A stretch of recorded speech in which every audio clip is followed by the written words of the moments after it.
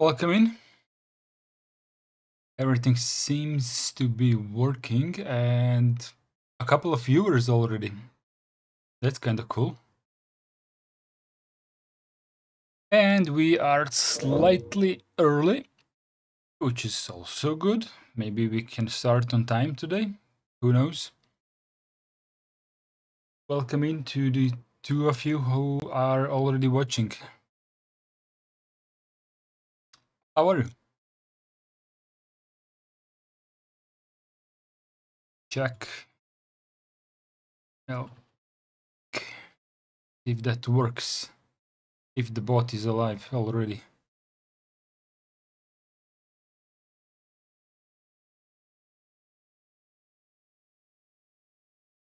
Nope. No bot just yet. A bot will join sooner or later.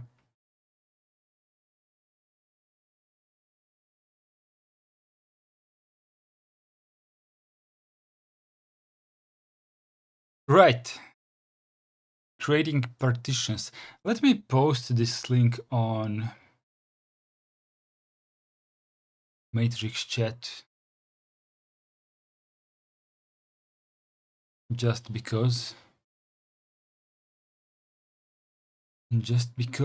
to invite some people. Just because. Ah, yeah, that was me. Copy video URL. Live now.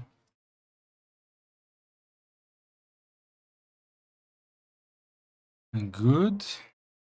Let me know if you're in chat so I can stop talking to myself or something.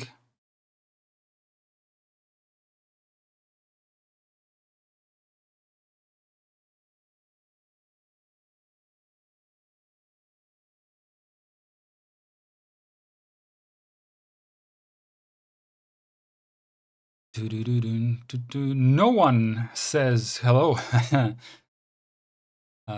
Very nice, very nice. Hello back at you.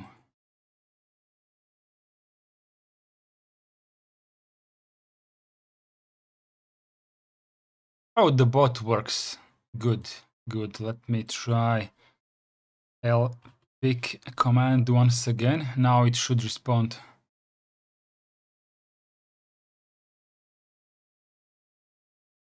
Do it, bot. Respond. Here we go, sir. Yes. Okay, that's the playlist of all these videos that we do on every Sunday.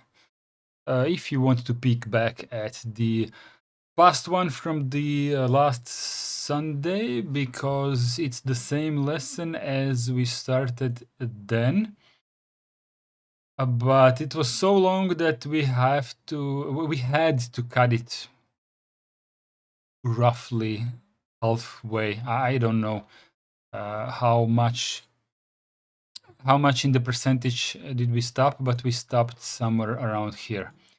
And I know that because I have marked it in the previous stream, which has a title exactly the same as this one, except it says part 1 in the parentheses.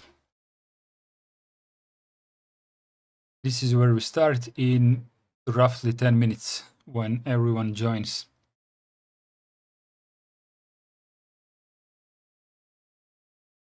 But while we are waiting for more people to join, we can talk about dogs, maybe. I don't know. I have one roughly around here. See? It's a dog stream. I don't think she understands what I'm saying, but... Oh, hello. Changing positions? Yeah, I would do that if I were you. Yeah, I would.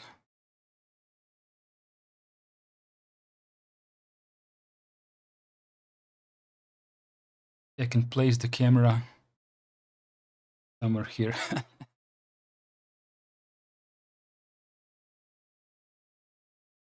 Hello, Miss Dog. Yes, that's not food. Not food. You hungry?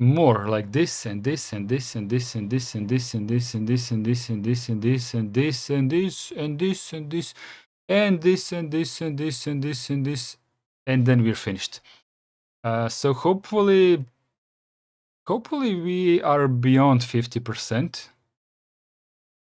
Like this scrolling that I just did felt like it was like 60% on the top side and 40% on the bottom side. I don't know. I hope that's correct. Which page is it? It says page 423.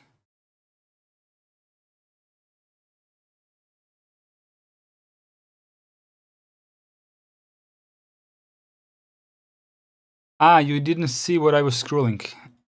Yeah, that happens. That happens, yeah.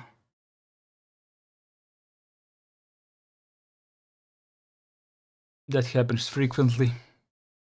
The problem is that I don't know if I can show you.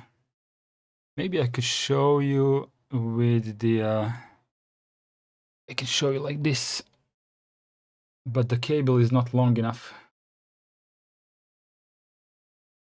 Yeah, the cable is super short.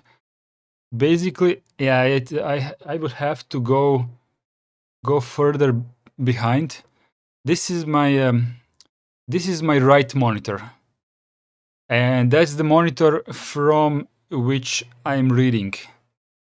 But on the left side, there is a slightly larger monitor, as you can see. That's where I have OBS and all of the controls. So basically on this side, I would have to notice that I have the wrong screen on the screen, but my eyes are on this one. So I kind of need to be reminded on these things sometimes.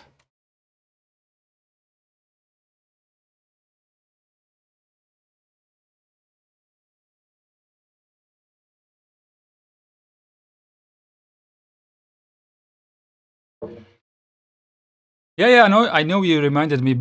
If you didn't, I wouldn't be aware of that.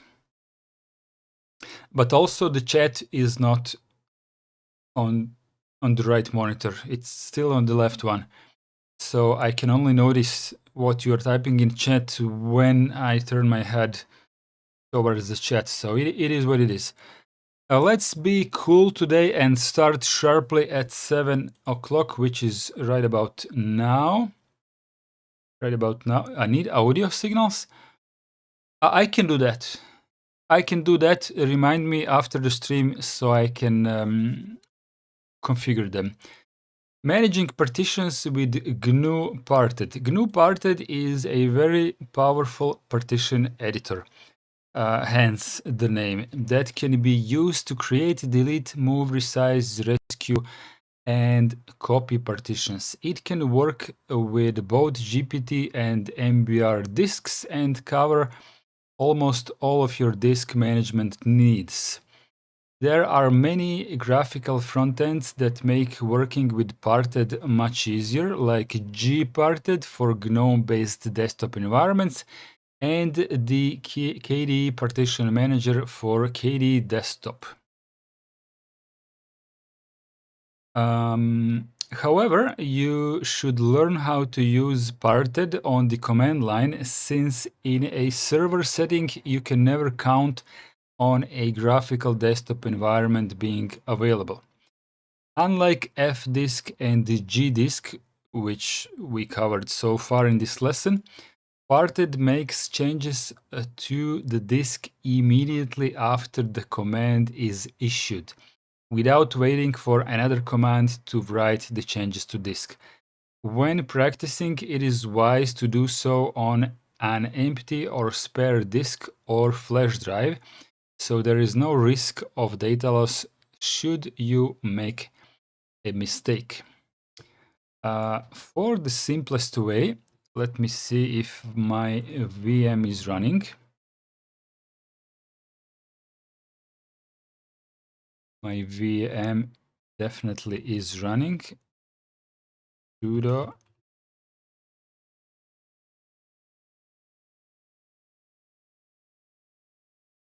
Okay, so who was watching the previous stream, you would be aware that my VDA is my system hard drive, and I have added two more, which are on SCSI bus, so they are SDA and SDB.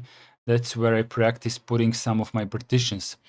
Before I switch back to the PDF, just a small reminder of what we currently have here, and I will either have to break these apart or simply add another disk for practice today. Basically, you could see that, where is it? Where is it? Oh, it's not mounted. A bit odd. I have put one Btrfs system partition over SDA1, SDB1, SDB2, and SDB3. So it's just one partition covering one file system partition covering 4 physical partitions, covering 2 physical hard drives. By physical, I mean virtual, but whatever. Let's add another drive just to be on the safe side. Add another drive. So these are my virtual machines. LPIC demo. This one. Info. Let's add more hardware to this one. 20 gigs more on the SCSI bus. Finish. There we go. We can close this one. We can close this one. And if we type ls block now, we will no longer have SDA and SDB. We now also have SDC. Good. So let's check out gparted. Actually, parted was next, right? The simplest ways to start using parted is by typing parted device, where device is the device you want to manage. So parted dev SDB. Let's go ahead and make it a little bit easier to work with this. Where are we? Here. Parted, that's not installed. apt install parted. Let's do it.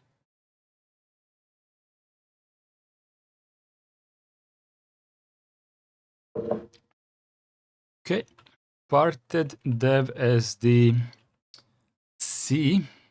Welcome to GNU parted. Type help to view a list of commands. Let's type help before reading the PDF. Label, make partition, name, print devices, quit, rescue, resize, remove, select device, disk toggle, number flags, toggle number, type number, UUID, stuff like that. Okay. The program starts an interactive command line interface like fdisk and gdisk with a parted prompt for you to enter commands. If you do not specify a device, parted will automatically select the primary disk, usually being SDA, to work with. Okay, that's a good warning. Selecting disks. To switch to a different disk than the one specified on the command line, you can use the select command followed by the device name. So let's check it out. Select dev SDB. Can we just type list? What was the command?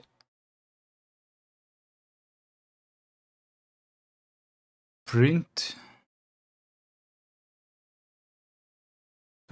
Okay. Print it is. That's the SDB. Getting information. The print command can be used to get more information about a specific partition or even all of the block devices disks connected to your system. To get information about the currently selected partition, just type print. I did not select any partition though. So how do we select partition?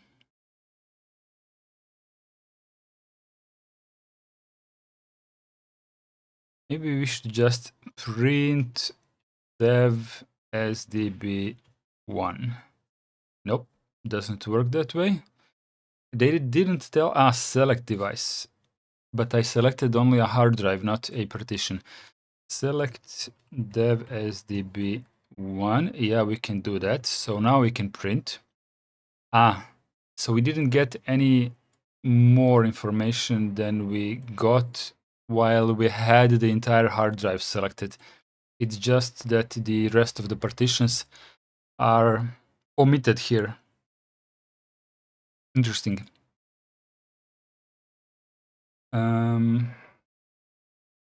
Although partition table loop. Okay, we do have something here.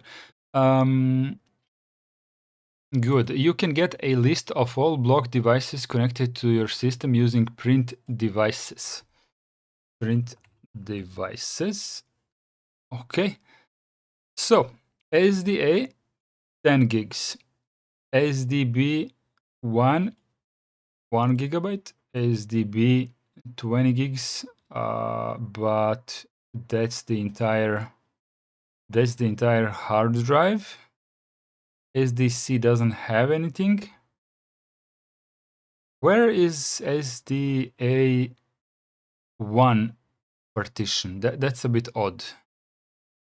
That's a bit odd. So it's showing SDB1, but it's not showing SDA1. Let's quit.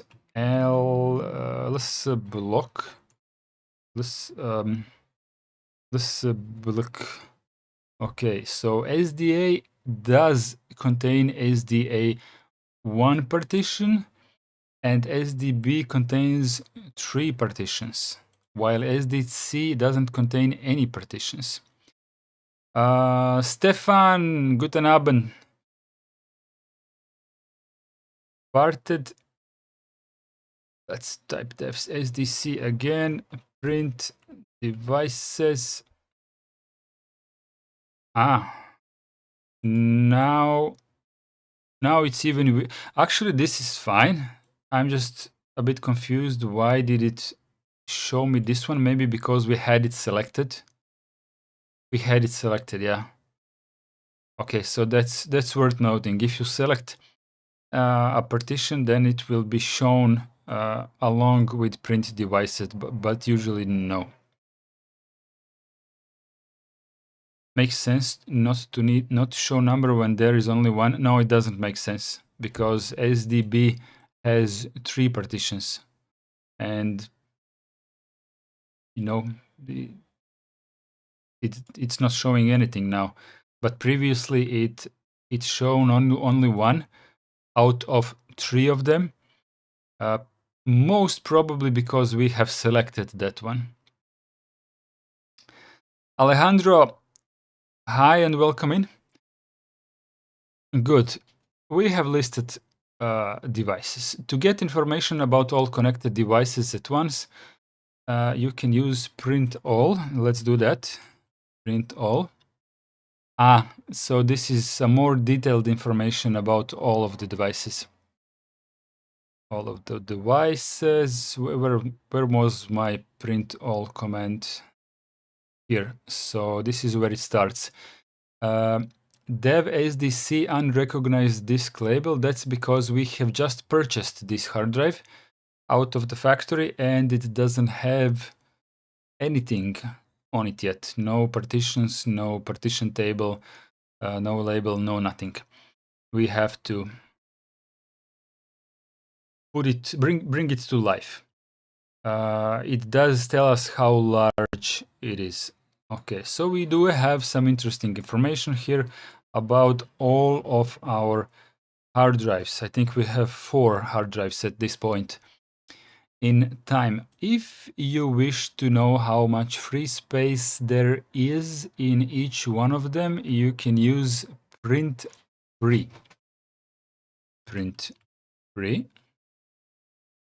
So on SDC, it doesn't understand that the entire hard drive is free.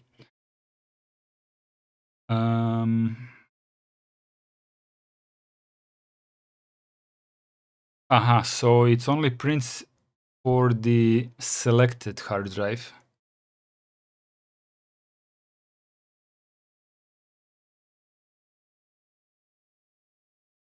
For the selected, yeah, you have to select a hard drive. Let's select dev SDB and now print free. So that's free space beyond partitions. Okay, I understand now.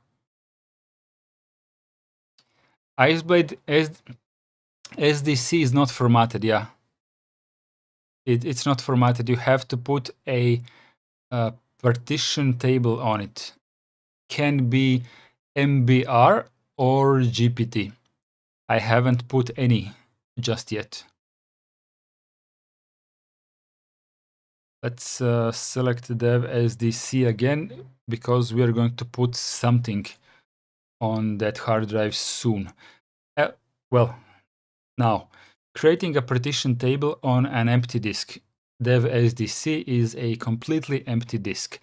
To create a partition table on an empty disk, use the mklabel command, followed by the partition table type that you want to use. So I suppose it will be mklabel GPT or something of that sort. There are many supported partition table types, but the main types you should know are MS-DOS, which is used here to refer to an MBR partition table, and GPT to refer to a GPT partition table. To create an MBR partition table, type mklabel MS-DOS, and to create GPT, mklabel GPT. So let's mklabel GPT. And I suppose we are done. And now we can print free. And now it works. We have now, I wouldn't call this a label, but more like a partitioning table, let's say. But yeah, we're done. We are done with that. We have created a GPT partition table, and now the print free command understands that the size of the hard drive has 20 gigs of free space calculated in its own way, and it starts from here to here. That's the entirety of the free space right here. We don't have any partitions just yet. So let's create a partition.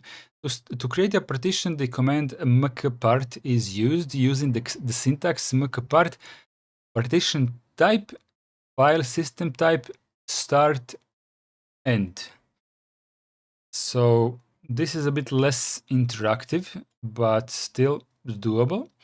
Partition type is the partition type which can be primary, logical, or extended in case an MBR partition table is used. So we are going to use a primary type of partition. So let's do mkpart and then primary, and let's see what else do they tell us. Specifies which file system will be used on this partition. Note that parted will not create the file system. It just sets a flag on the partition which tells the operating system what kind of data to expect from it.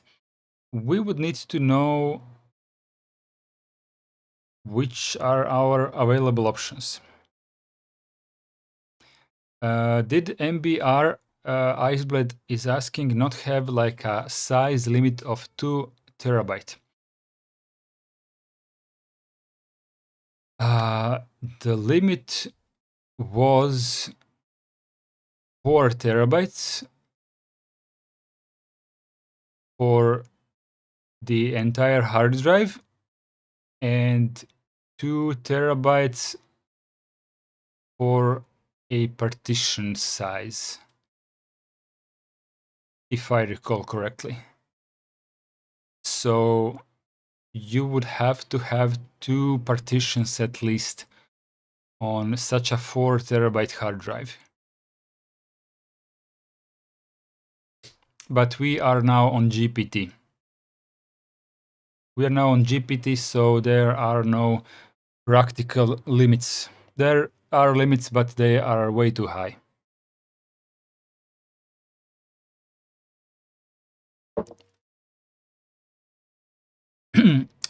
I'm not sure if we need to type here Linux or ext4 or maybe a number, but we'll see.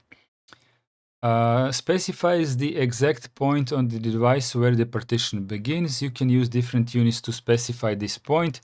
2S can be used to refer to the second sector of the disk, while 1M refers to the beginning of the first megabyte of the disk. Other common units are B for bytes and percentage for percentage of the disk.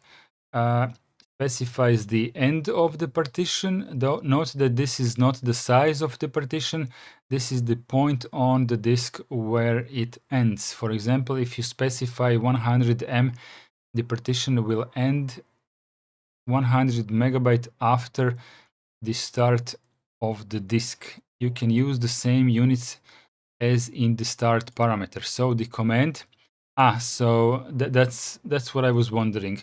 So the next thing, ext4, and the partition starts at 1 megabyte, ends at 100 megabytes. But let's type 1G and see if the partition will end at 1 gigabyte. Print. There we go. It ends at 1000 megabytes.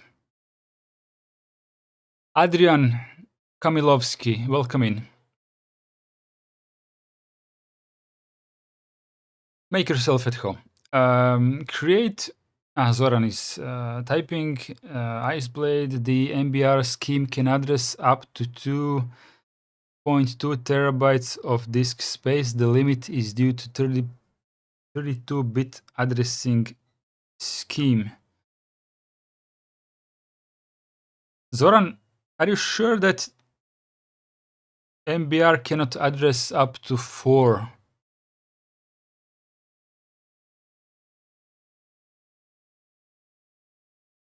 How large can MBR disk be?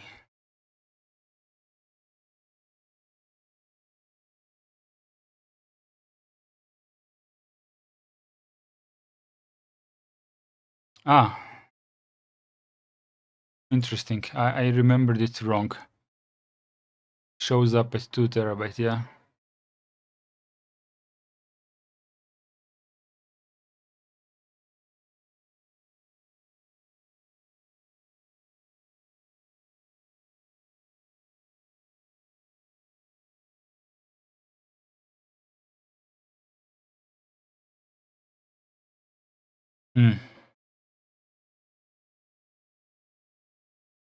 Okay. I remember now.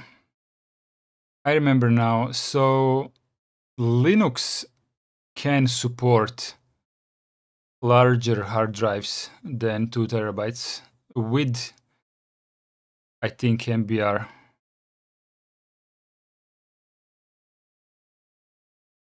But the boot partition needs to be where it needs to be. Let me just see if I'm mistaken on this one.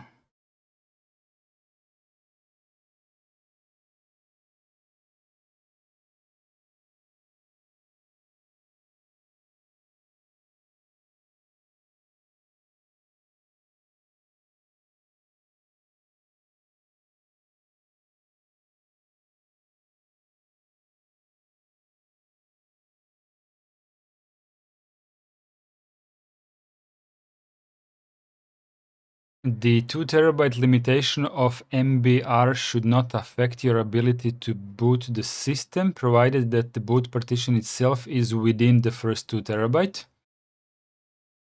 Other partition, you can still use the rest of the disk space beyond 2 terabytes for data partitions. These partitions will be accessible after the system is booted.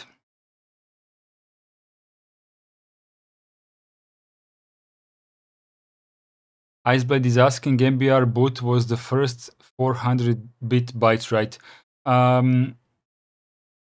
You are spot on in regards to remembering that there is a thing, but honestly, I don't remember the exact number.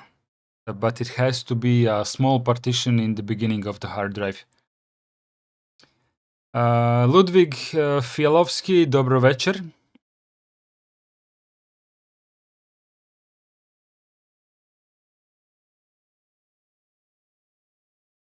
Okay, let's kill this for now. Good.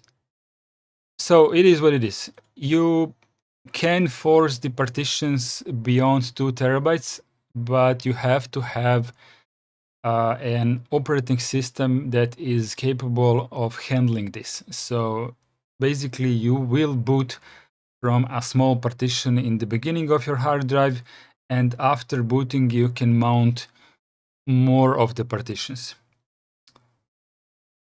Yes, Iceblade, yes. We have created a primary partition of the type ext4 starting at the first megabyte of the disk and ending after the 1000 megabytes in my case, because I just changed it because I can.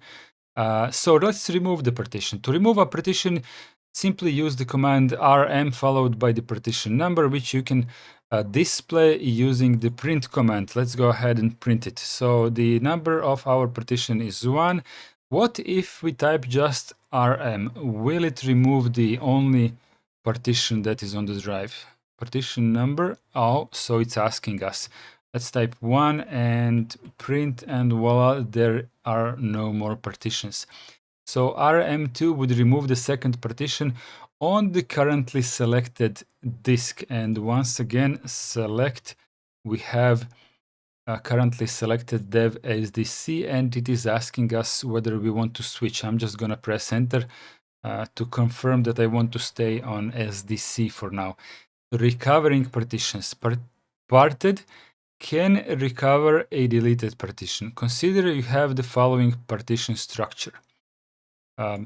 Whatever. By accident, you removed partition 2 using rm2. To recover it, you can use the rescue command with the syntax rescue start end, where start is the approximate location where the partition started and end the approximate location where it ended. So let's type rescue. What was the start? Let's say 0 megabytes, and let's say end was 1500 megabytes. So this is absolutely incorrect, but let's see how fuzzy or vague can I be, because the partition was from the first megabyte to the 1000 megabyte. That much I know, but let's pretend that I don't remember exactly. Searching for file systems. Okay, so it's going to scrub through our hard drive and see what it can find. Parted will scan the disk in search of partitions and offer to restore any that are found. In the example above, the partition 2 started at 99 megabyte and ended at 200 megabytes. So you can use the following command to recover the partition. Rescue 90 210. That's basically what I did. I gave it a larger span so it would encompass what it needs to do. Let's print, and we have nothing. It didn't work.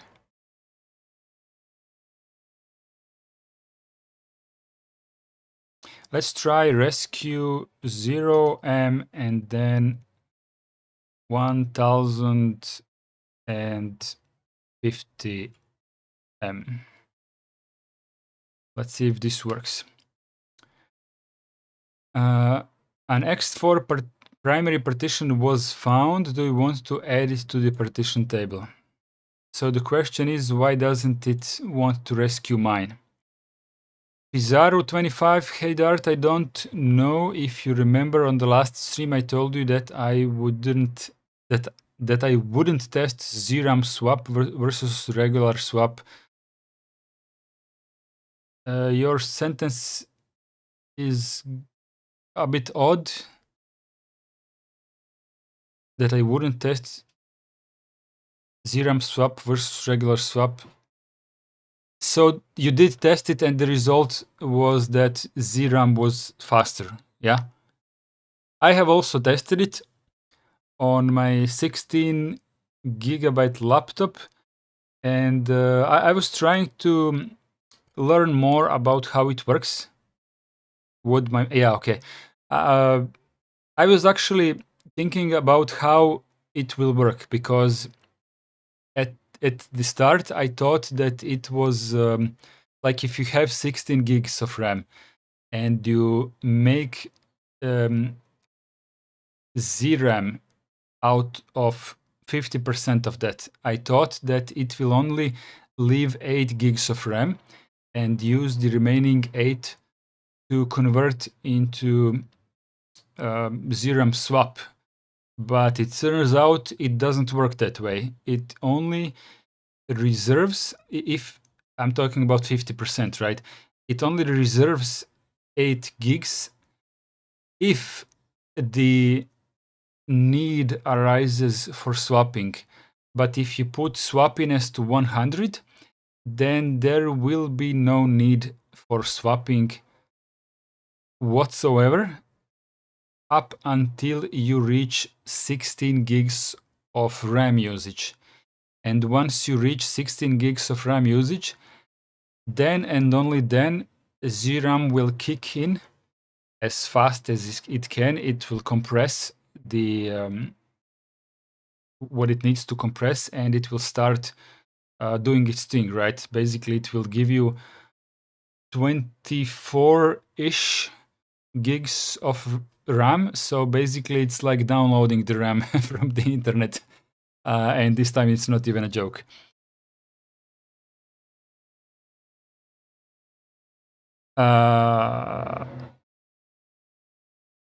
Siemovit Piast. I really speak Polish like utterly bad, and I have no clue what you said. I can attempt to read it, but it will be bad. So, witam, pozdrawnia z Królestwa Polskiego. Mieć że wolność siecowa. Now tell me if I did that correctly, but I don't even know what I just said. But apparently you said hello, and hello from Polish Kingdom. Hello from Polish Kingdom. I would say mieć że wolność. I don't know the second sentence, sorry. Download RAM is faster. Pizarro says, I think easier explanation is ZRAM compresses while the regular swap extends. Okay. Maybe, but you still, with ZRAM, you never get a hard drive swap. It's always swapping inside RAM. So basically, it's just compressing your RAM. Zoran says, hello, greetings from Kingdom of Poland. Long live network freedom. Zoran is using... Zoran, do you speak Polish, or did you use translator for that? Siemovit says, impressive, yes, very nice. Second part, long live free... now I see what it is after Zoran told me. I'm just wondering if Zoran used a translator.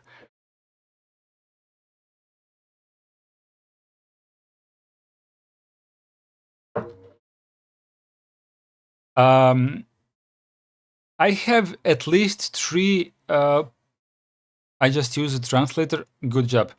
I have at least 3 Polish people in the stream right now.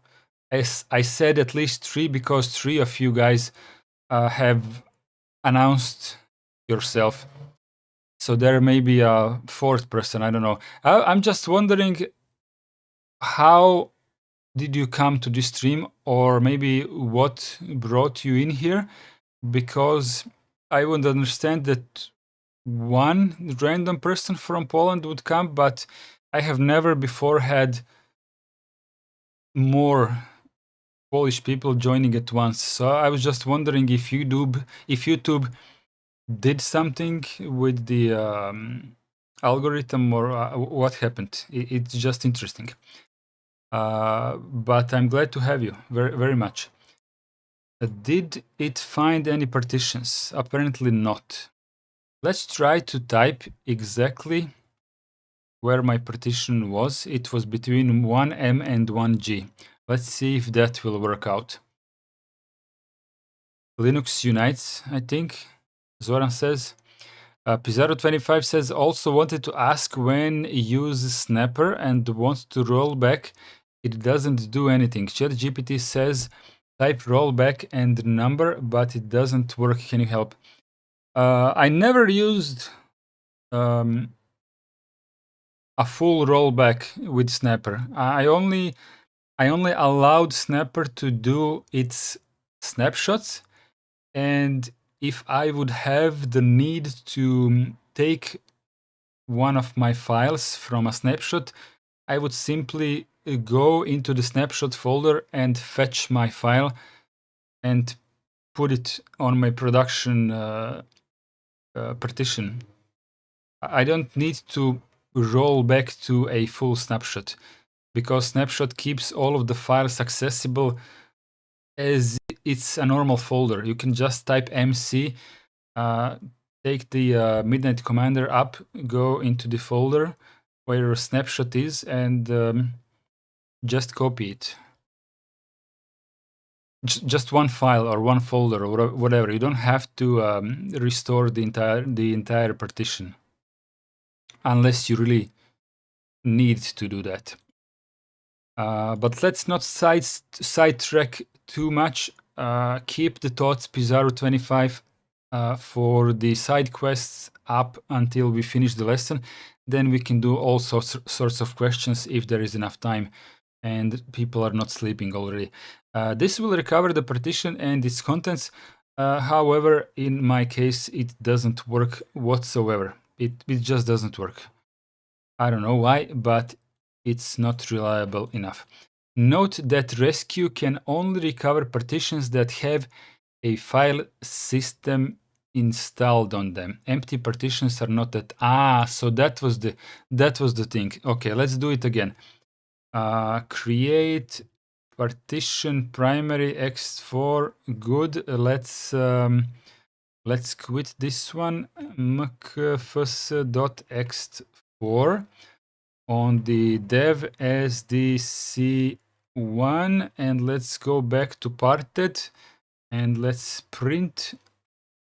Now we have some partition here, so let's remove it once again, and now it's completely deleted. Let's rescue 0M 1500M, and let's give it a chance to oh, now it found it. Now it found it really quickly. An X4 primary partition was found at 1 megabyte up to 1000 megabyte. So that's this part. Do you wish to add it to the partition table? Yes. Print. Okay, it has been successfully restored. Good. Okay, so this was a bit silly from me to trying to restore an empty partition. Why would you even do that? Why would you even want to do that? But makes sense now. Pizarro says, yeah, I watches you video that worked perfectly, but wanted rollback. Sorry from distracting you from topic. No worries. We always do these little distractions. There is always good question, and I want to involve myself deeper into answering your question. I would like to boot up my other machine where I have Snapper installed. Actually, I have Snapper installed on my production machine from which I'm streaming as well, so I can show you on that one as well. But it simply takes time, and people are going to get annoyed if I sidestep too much. Iceblade says, I love the reason just below why things did not work. Yeah. You know me. I don't read.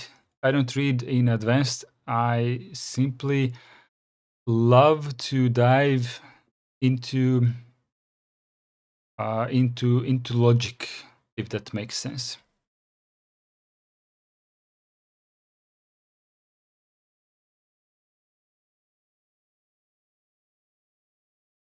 By the way, it's a little bit overlapping, but up there you can see with red font it says VM host load and something like 8 point something, I don't know. It's overlapping with some letters in white.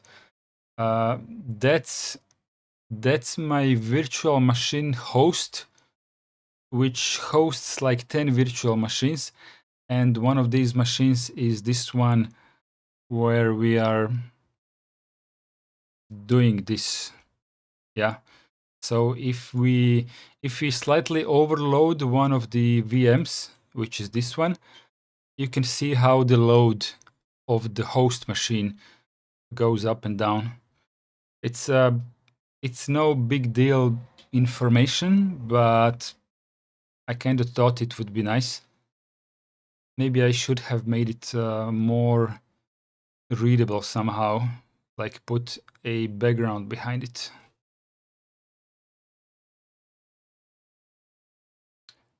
Resizing.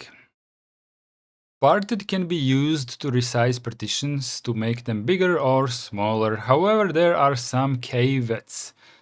During caveats, I don't know how to read this. During resizing, the partition must be unused and unmounted. You need enough free space after the partition to grow it to the size you want. The command is resize part. Zoran says caveats. And Iceblade says caveats. Caveats sounds better. Resize. Let's do it.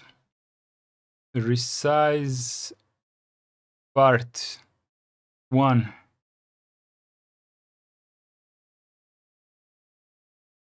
So logic says I should just type resize part 1 and I get interactive prompts. Where do you want your partition to end?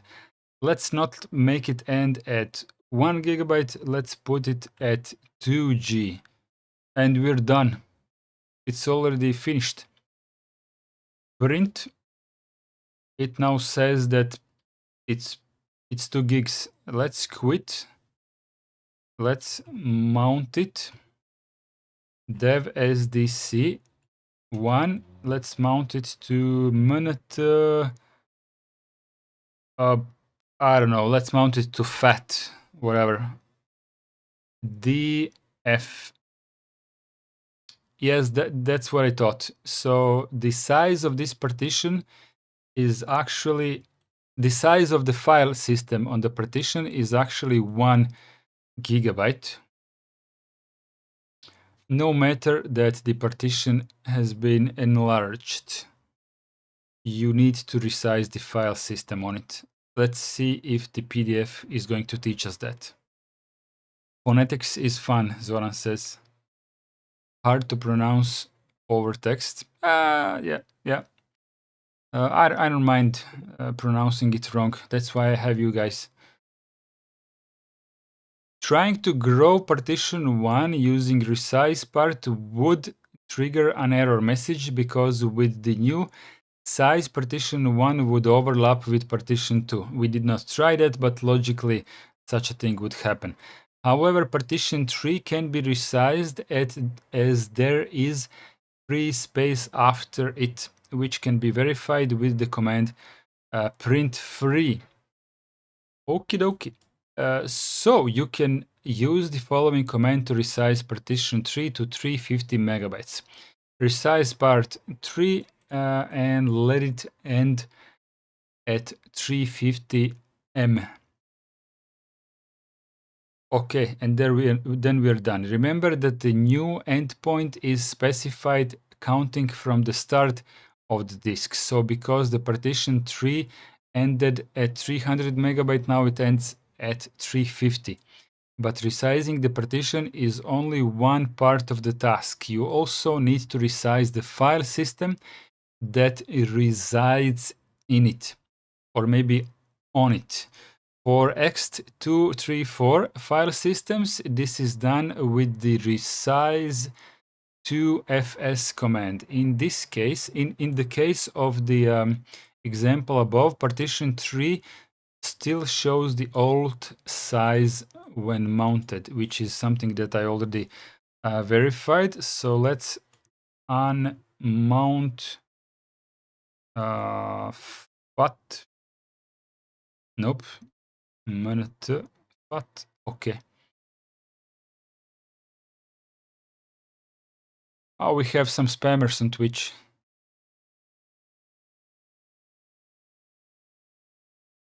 I don't have my Twitch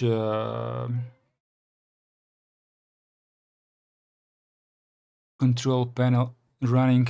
And I'm doing this because my microphone is in the way. Read my own screen. Creator dashboard, stream manager. Do I see the last chat? Banned. Okay. Okay, this guy is banned.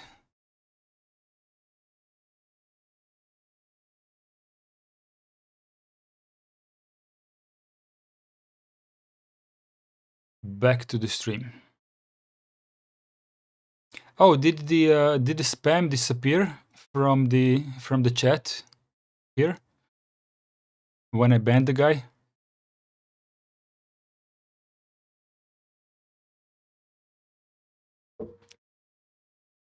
Nice. Cool shit.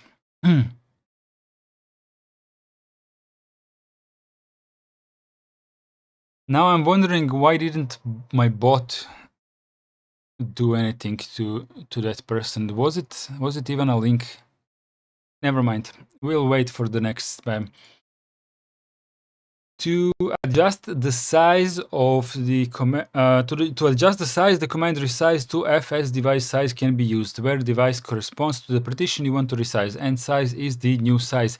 If you omit the size parameter, it will use all of the available space of the partition. So that's nice and easy and convenient. Before resizing, it is advised to unmount the partition. Well, that's also logical. Resize to fs dev sdc1. Please run file system check first. Okay.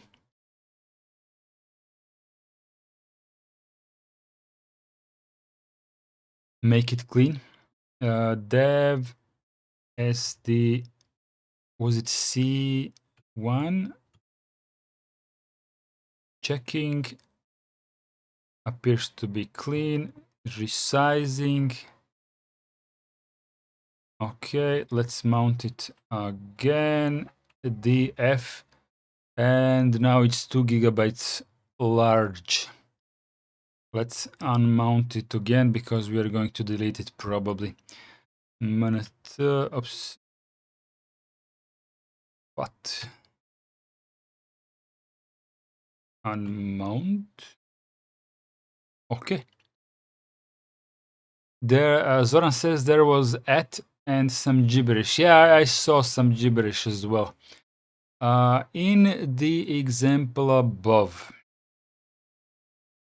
resizing, and it's now this many blocks long. To shrink a partition, the process needs to be done in the reverse order. First, you resize the file system to the new smaller size. Then you resize the partition itself using parted. Pay attention when shrinking partitions. If you get the order of things wrong, you will lose data.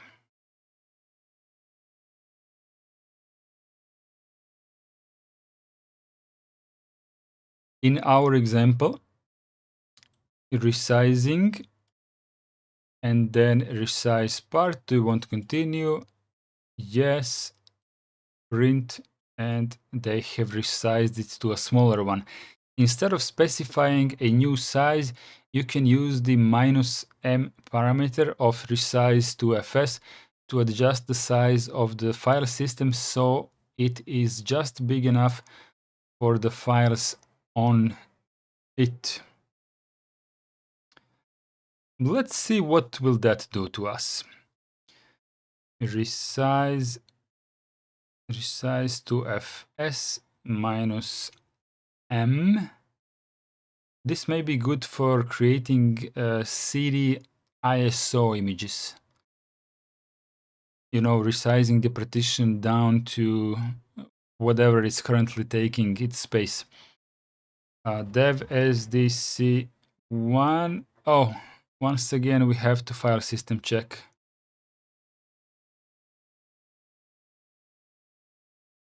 Okay, now it's really small. Let's mount it again. Mount. Actually, mount DF. So the partition has resized to 29 megabytes. 29 megabytes. Okay. Unmount. Parted dev SDC good. Print. What was the command to shrink the partition? Resize part. Resize part 1. So where do you want your partition to end? Now that's a really good question. I have no clue where I want it to end because I have shrunk it by using the -M command, which has shrunk my partition to a partially unknown size.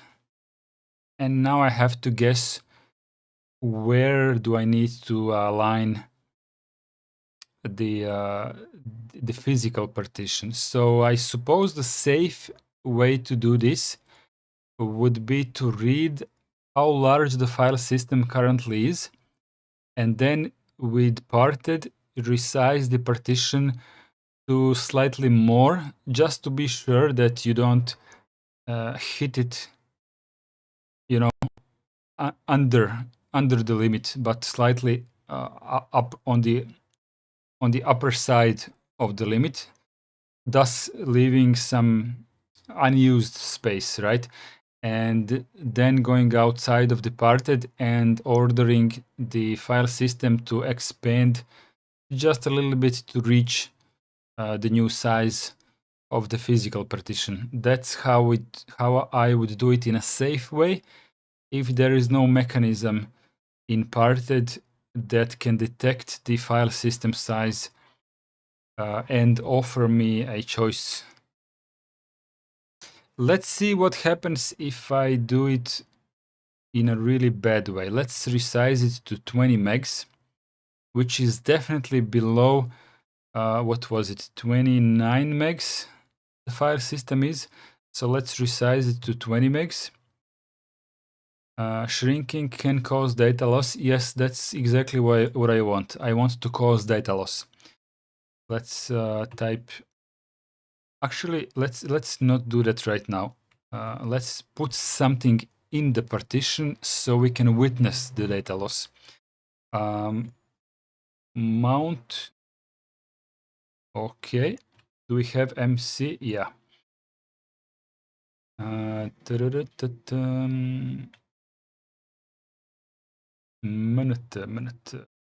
FAT. Let's go to bin 14 megabytes. Copy this. This won't fit. Oh, this is. Did I misunderstand something? The partition is 29 megs.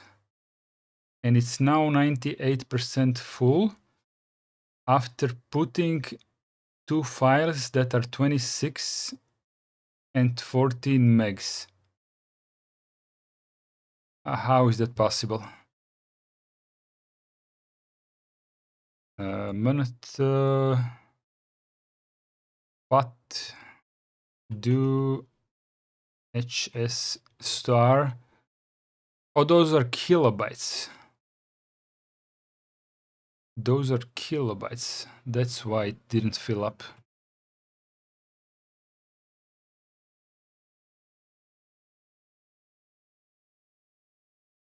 Media. I don't know. User bin. We have something larger here. Ah, there was something larger.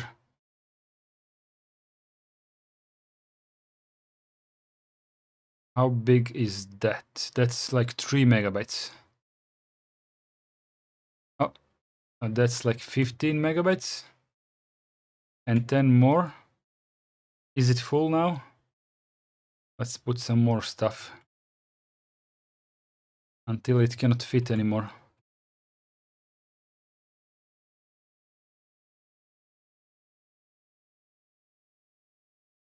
How does this fit?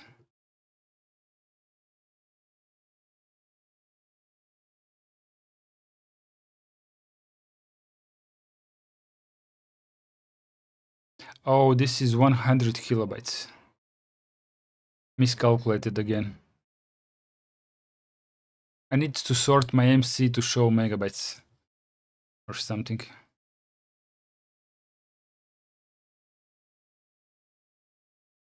Yeah, these are all very small files.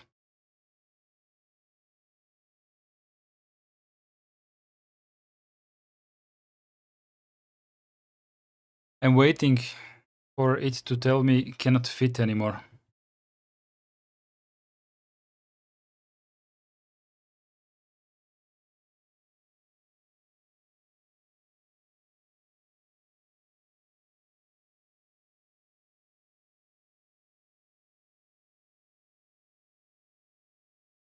This is a rather boring task. Zoran says the percent bottom right is the amount of free space. Ah, that is starting to make sense.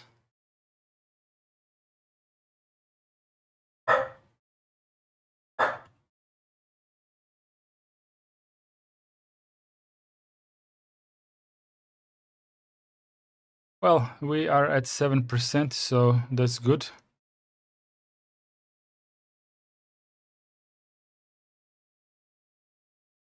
5%. I'm just filling it up. Ah, cannot fit anymore. Abort, incomplete, delete. Zoran says Laika. Yes, Laika is detecting humans. Alexei says, who let the dogs out? Who? Who? Who? Who? Who? Who? Who? It's okay. It's okay.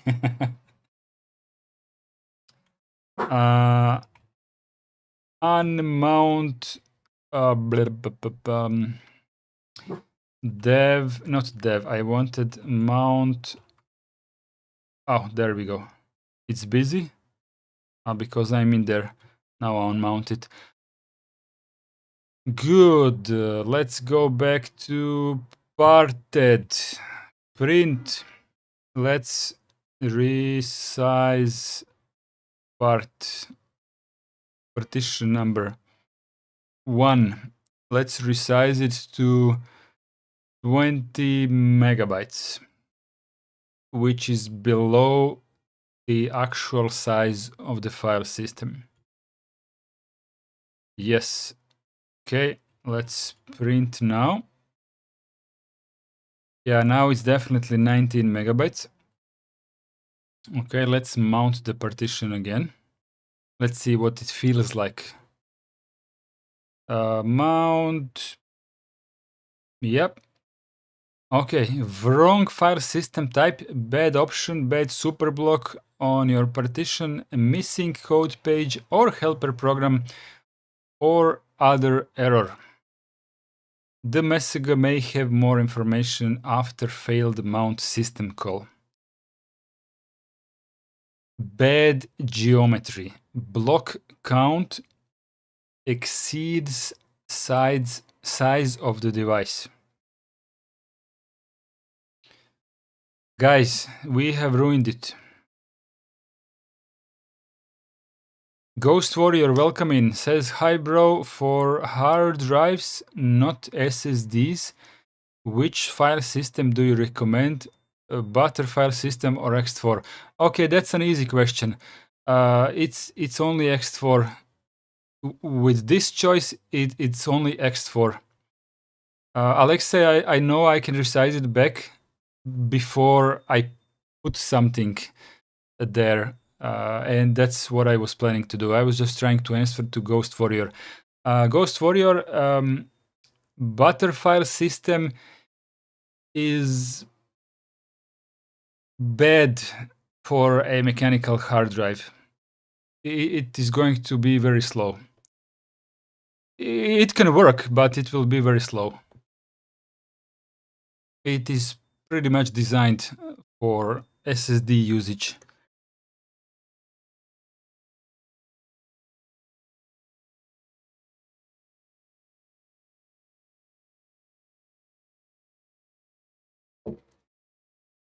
Maybe better question is, what usage are you planning to do with that partition, with that file system on that mechanical hard drive? Maybe that's a better question. So from that, you can maybe answer yourself which file system would be best suited for the job. But in most cases, exFAT is the best answer. Of course, Btrfs file system can do some things that exFAT cannot, but on a mechanical hard drive, it's just exFAT.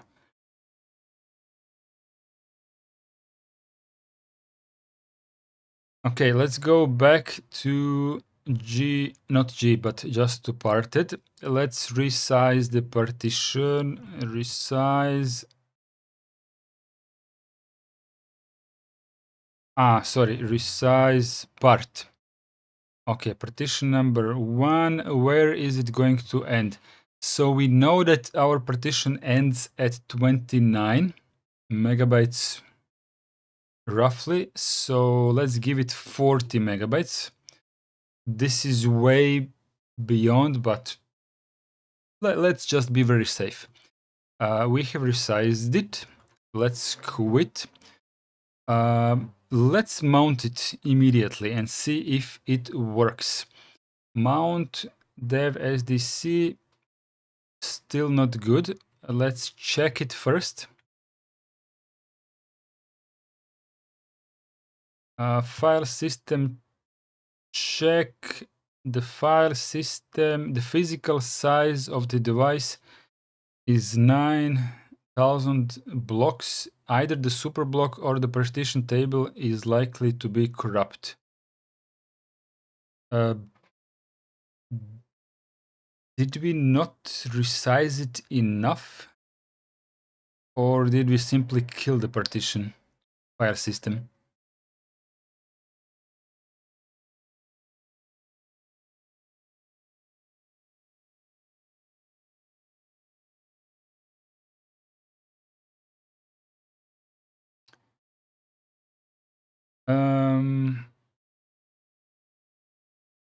Not that.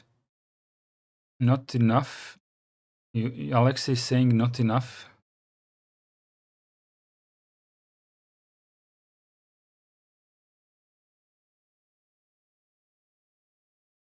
This was the last thing that I remember from the file system. So this is, isn't this 29 megabytes?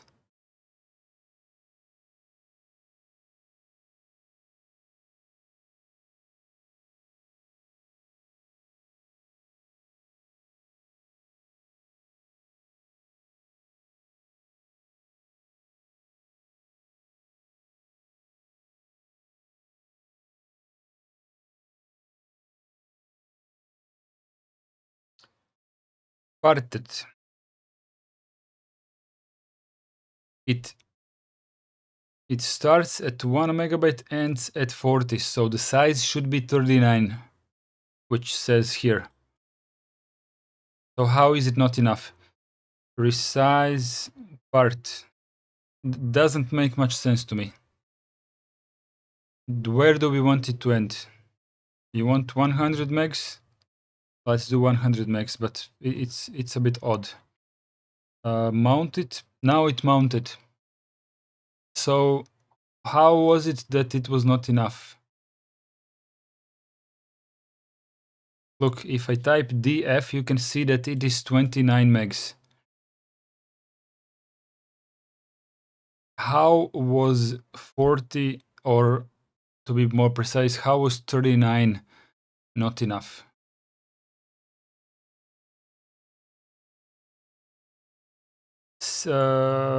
ls minute what? Yeah, so we have all our files back in there. Iceblade says, yeah, I'm confused. Why is physical size not okay with that mounted amount? Yeah, that's what we are trying to find out. That's what we are trying to find out. Unmount minute but let's try gpart, not gparted, but parted again. Let's resize partition 1. Let's put it to 60 megs. Yes. Wait, let's mount it. Look, it's mounting. df shows data pool size. File system is more than just data. But how much?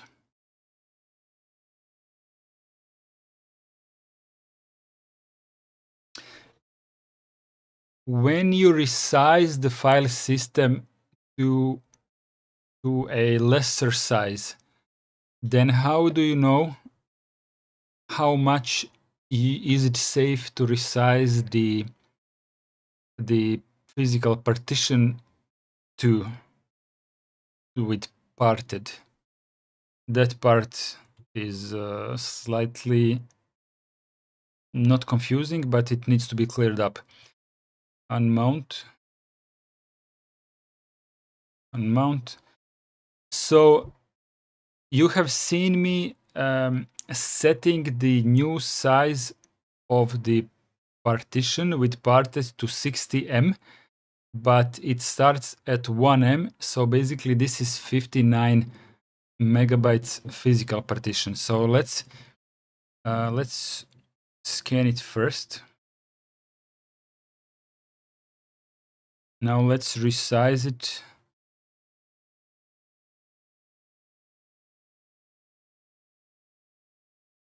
I'm searching for my command resize file system. Okay, so now my file system has expanded to the entirety of the 59 megabytes. So let's see what DF is showing. I'm just curious. Mount. Okay, so DF is showing. So the partition is 59 megabytes, but the file system is almost 39, and it cannot be larger.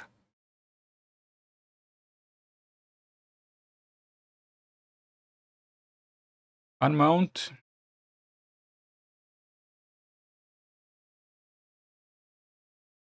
Dump -h dev sdc 1.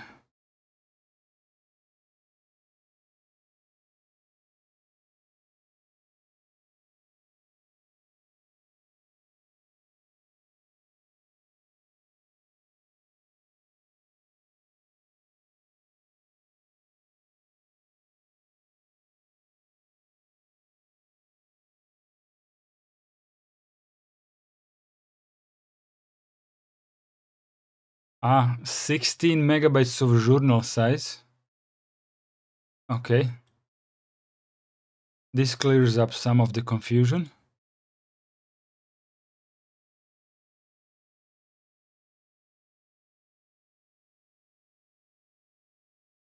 Iceblade, it is not a FAT file system.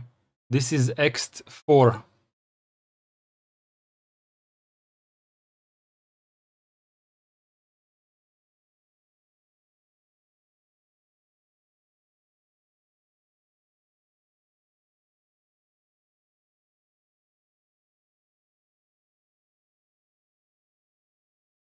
Did you not mount it to FAT?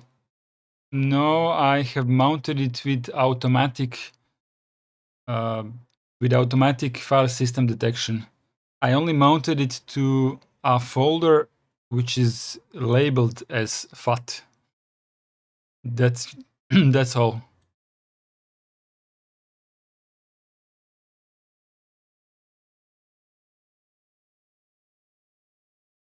I mean, if it helps, let's fix the problem. Unmount minute. Oh, it's not mounted. Good.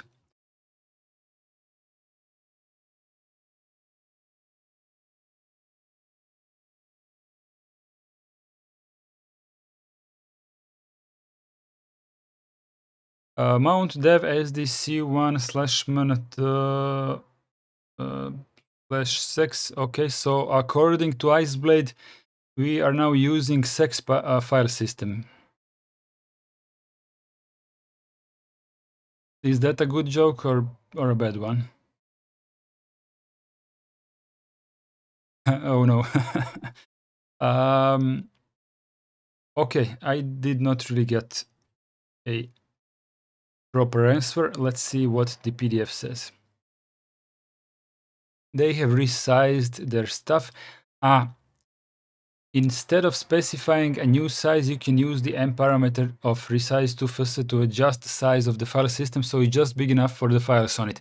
We already did that. Creating swap. Okay, this is a new topic. Creating swap partitions. On Linux, the system can swap memory pages from RAM to disk as needed.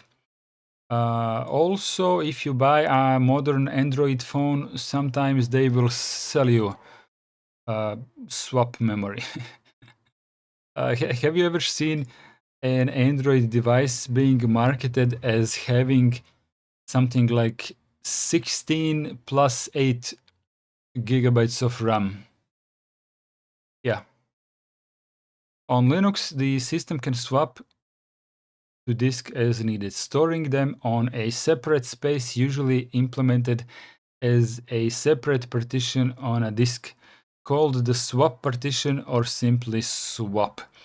This partition needs to be of a specific type and set up with a proper utility, make swap, before it can be used.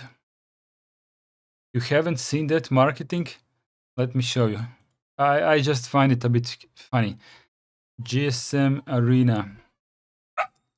My wife just parked in front of the where we live, so the dog has detected it. The dog has detected her.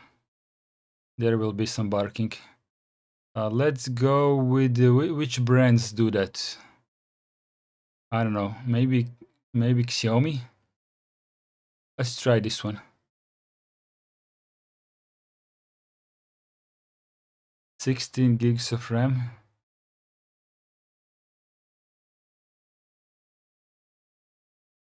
That joke was 4 out of 10. Okay.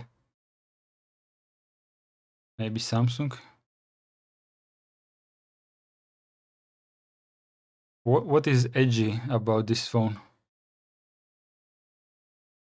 Does it have an edgy screen or something?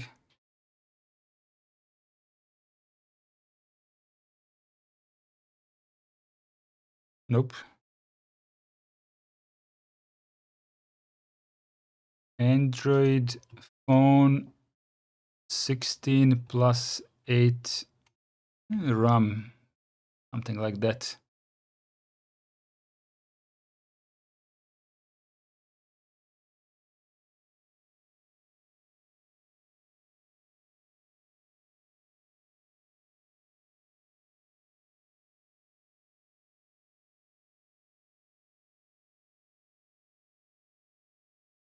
Cheaper phones than nothing. Maybe this one. Nope. Micromax, whatever that is. 3 gigs of RAM. Okay. Ulefone. Ulefone 16.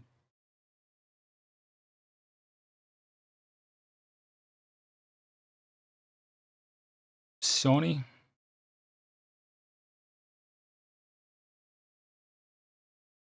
I don't suppose I am going to find it.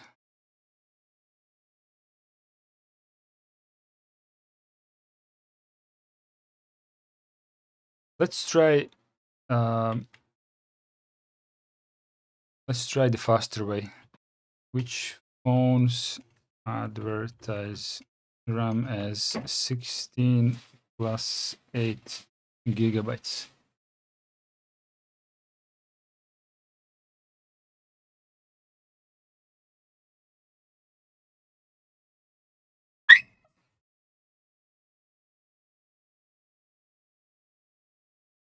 You break it, you buy it.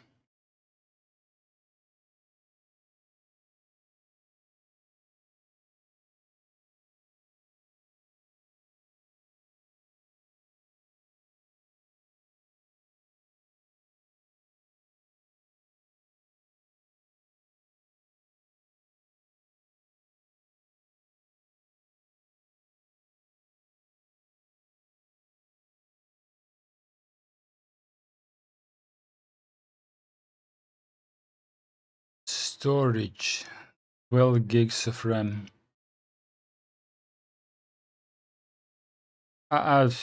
When I need it, I will not find it, but I have seen it. So it's just a matter of how long am I willing to search.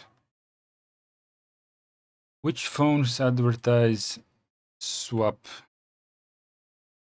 RAM? Maybe like that.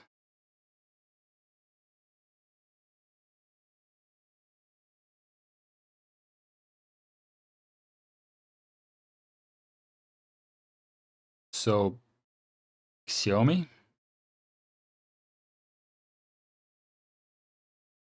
Redmi Turbo,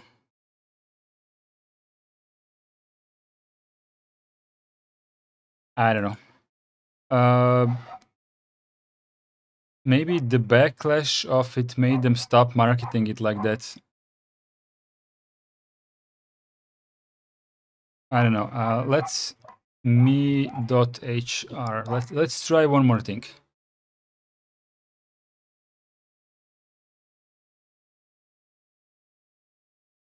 And where are the phones here? Mobile phones, 15.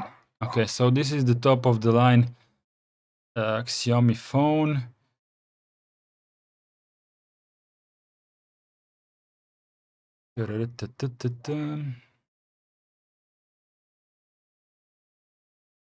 RAM plus storage. That's not what I meant.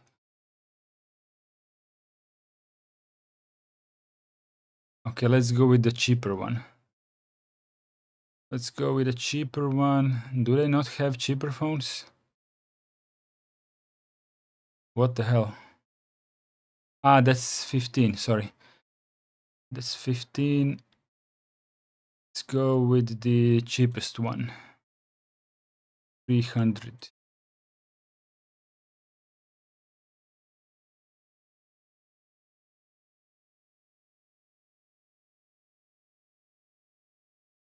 Yeah, whatever. To create the swap partition using fdisk or gdisk, just proceed as if you were creating a regular partition as explained before. The only difference is that you will need to change the partition type to Linux swap. On fdisk, use the T command, select the partition you want to use and change it to the type of 82 and write changes. On gdisk, the command to change the partition is also T, but the code is 8200. Write changes with the W. Let's go with fdisk or let's go with gdisk just to be on the safe side. Dev sdc. I forgot the command, so create a partition, print, create, add a new partition. N as in new partition. Partition number 2, I just press enter here. Where is it going to start? Let's start it at where the current partition ends. And where is it going to end? We want our swap partition to be 2 gigabytes. So plus 2G. Hex code 83,000. No, let's go with 82,000. 100, sorry. Changed it to the Linux swap. Write, yes. Writing finish. Okay, let's quit. We're already quit. We need to make this partition to be swap, but before we do that, let's check top. We already have some swap going on. We have like 1 gigabyte of swap. So if we add more swap, 2 gigs more, then we will have 3 gigs of swap.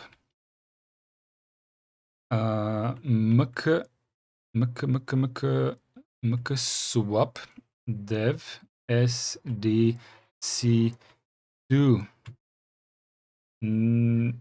sd.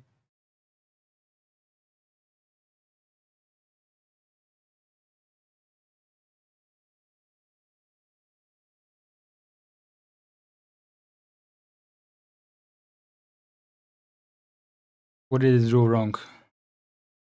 So Linux swap is 82. What was 83? 83 was Linux file system, which means ext4, Btrfs file system, I don't know, exFS, stuff like that.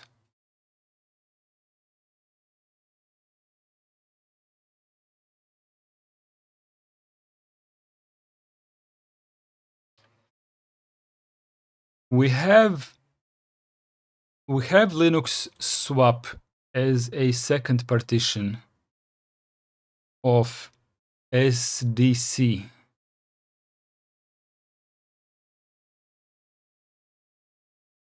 ls block says we only have one partition on SDC. That's a bit odd.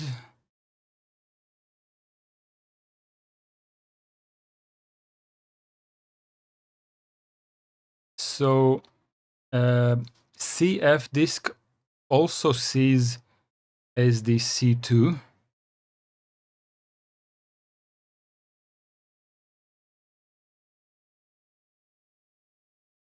Okay, we're going to find out what I'm doing wrong. If you are using parted, the partition should be identified as swap during creation. Just use Linux swap as the file system type. For example, the command to create a 500 megs of swap partition starting at 300 meg on the disk. Okay. Once the partition is created and properly identified, just use mkswap file by the device representing the partition you want to use, like mkswap and then devsda2, or in my case, devsdc2. So, guys, where did I get it wrong? Why is mkswap not making swap? Why doesn't it see the partition?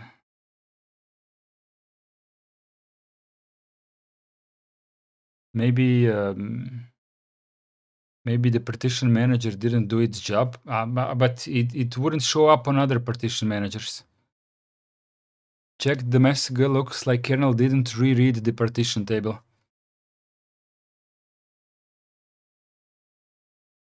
There is nothing new.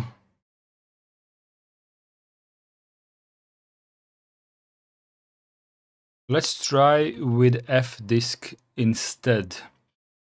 devsdc.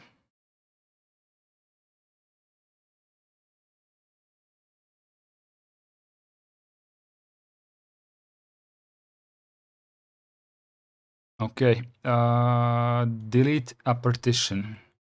The default is 2. Okay, partition 2 has been deleted.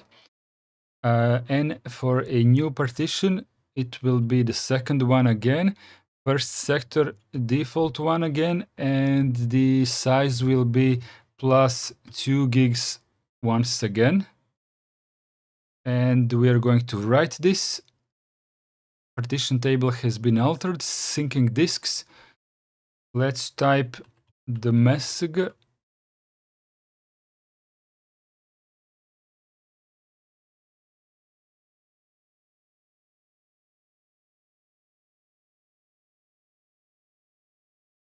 The partition doesn't exist for some reason, but these utilities usually work fine. I don't know what's the trouble this time.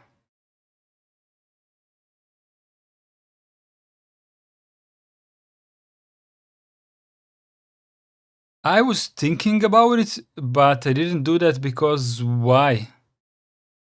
Why would you unmount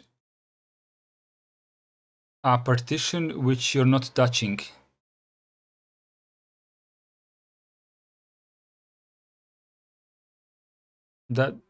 Does that make sense? Maybe it will help, but if it would help, why would that help? I would expect this to be doable while the partition is mounted, the partition which we're not touching.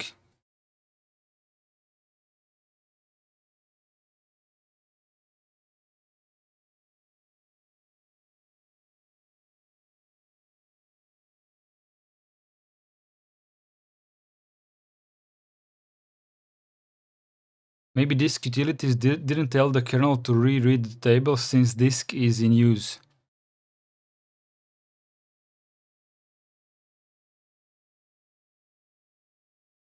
I'm going to do another test on that, but let's first Let's first do yours. G disk.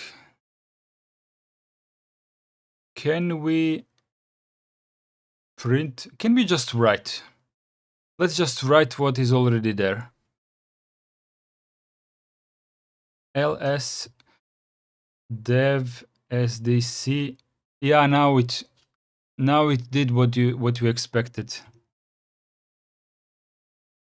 So for everyone else who was paying attention but maybe missed it, I have unmounted a partition SDC1 which was actively mounted, and then I have entered the partition application, so gdisk in this case. I have only told it to write to the disk what is already there, and while it writed, apparently it pushed the changes to the kernel because nothing was mounted. But let me try something else. Let me try something else like this. Actually, let's mount the swap first. Let's mount the swap first. mkSwap dev sdc2. So there is swap. Swap on dev sdc2. And now when you go to the top, you can see there is 3 gigabytes of swap. So our swap is behaving flawlessly. Let's mount the partition again. Mount dev sdc1 on the mnt sex here. So now we have 2 active partitions. And let's go ahead and use this utility. I don't really expect it to behave any differently, but I just want to try to be in peace with my mind. Third utility, dev sdc. Device is currently in use. Repartitioning is probably a bad idea. New partition, partition size 3 gigs. Alexei is giving a hint. Alt plus period inserts the last parameter from previous command.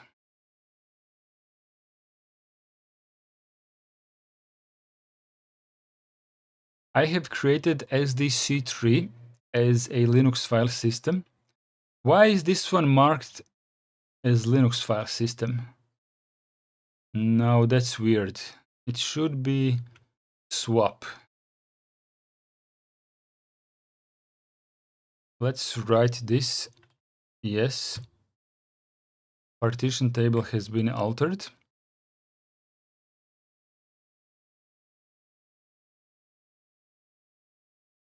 ls dev sdc3. Yeah. I was half expecting this. So what you can see here is that CF disk software, well, maybe you can call it unsafe, but it will do your bidding. In this case, it has activated my changes immediately. It did warn me that it is a bad idea to repartition, but as they said, probably a bad idea, because if you harm your hard drive, then it's on you. But I have only added a new partition, and I have added it on the free space. So in that regard, this seems perfectly fine to me. If while you know that what you're doing, the utility should do it for you. I don't know, maybe reloading rereading the partition table from the kernel perspective. I don't know. I don't know how to feel about this. one tool working one way, other tool working in another way. It's just two separate tools doing two separate things. So now there you have it. CF disk behaves differently than F disk and G disk.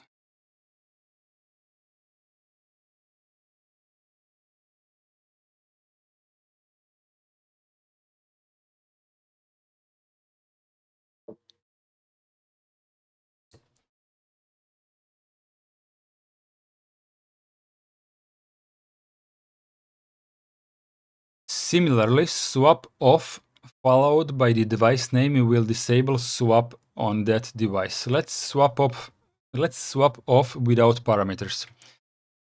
Swap off bad usage.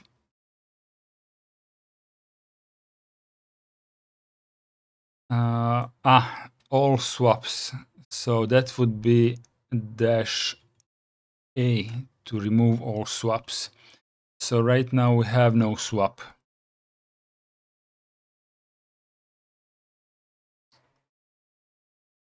Linux also supports the use of swap files instead of partitions. Just create an empty file of the size you want using dd and then use mkswap and swap on with this file as a target. The following command will create a 1 GB file called myswap in the current directory filled with zeros and then set up and enable it as a swap file. So it says dd uses dev0 of is the destination file in the current directory. 1 meg size 1000 times creates 1 GB file. There we go. And now we can do the mkswap on the my file. Is it my file? No, my swap file. mkswap myswap. Okay, we have created a swap space on this file, basically. Swap on, okay, and then my swap as a file in the current directory. So now it says insecure permission 0644, which basically means that everyone is able to read the contents of the swap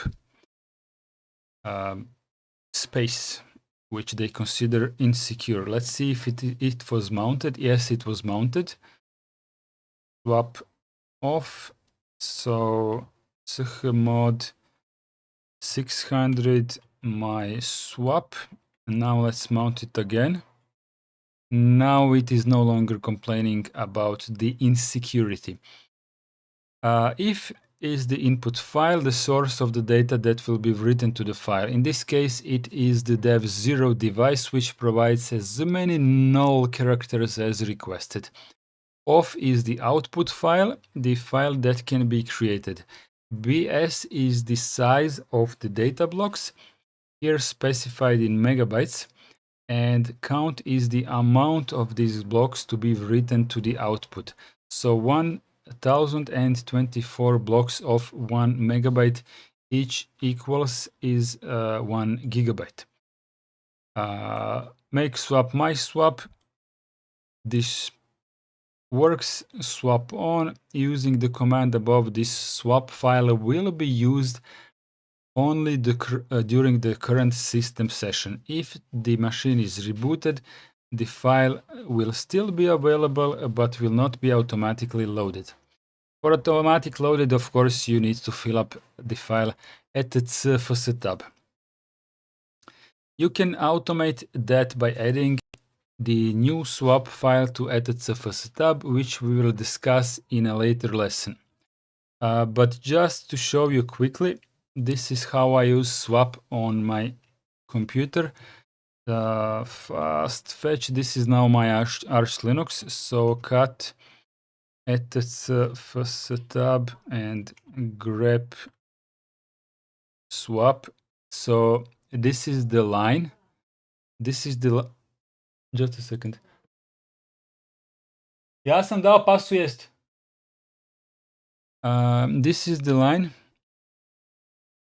that says where our swap file is, or our swap space. It's a file on the root file system, so /swap. That's what the file name is, just capital SWAP. And this is the rest of the parameters that you usually use for a swap space. But the important part is to tell fstab that it is swap. Back to the lesson. Both make_swap and swap_on will complain if your swap file has insecure permissions. The recommended file permission flag is 0600. Owner and group should be root. Magically, we're done.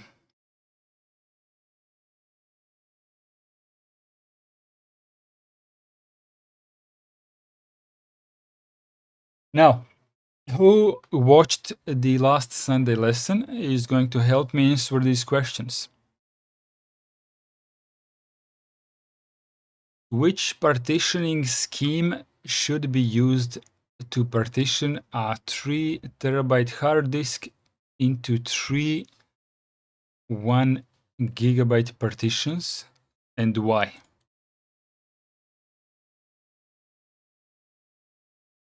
Iceblade, then you did not miss the last one, basically. So do we put MS-DOS/MBR on this disk, or do we use GPT?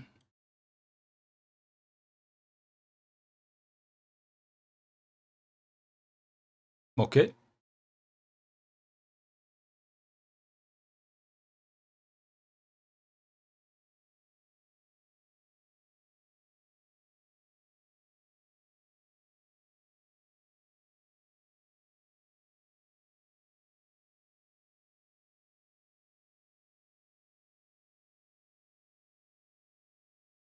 Everyone goes for GPT. Okay. On GDisk, how can we find out how much space is available on the disk?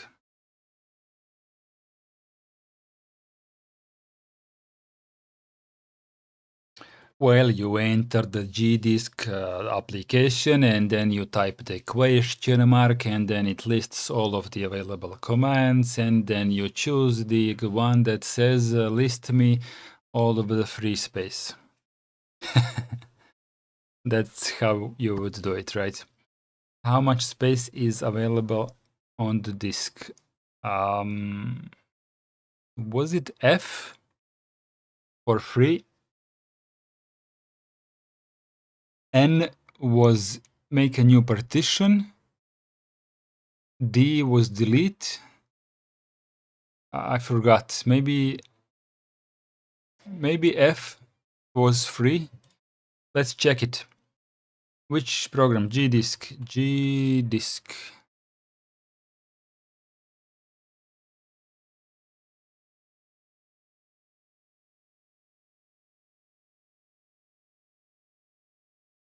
It wasn't F.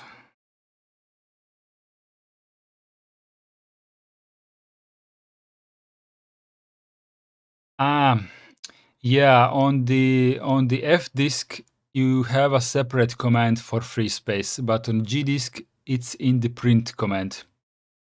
You just type P and it will tell you how much free space it has. Let me go back to F disk.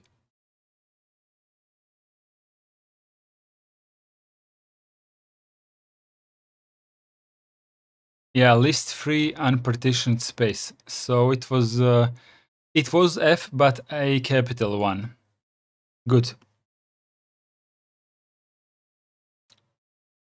And nobody answered, so I just went to look it up. So on gdisk, the answer is P. What would be the command to create an ext3 file system? Checking for bad blocks before with the label mydisk and a random UUID on the device dev SDC1. I know how much I don't remember.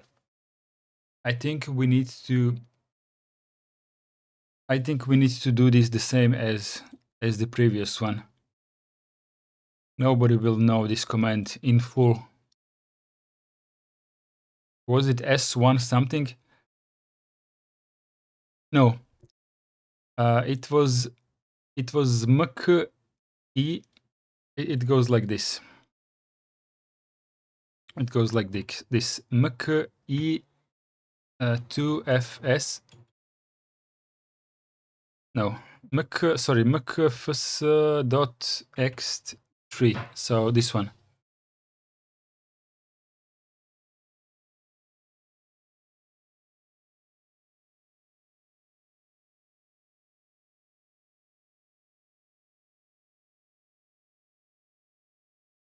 Very bad bot.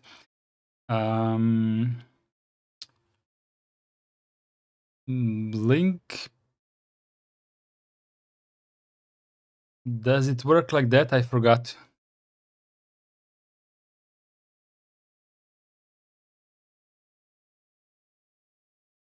URL or allow.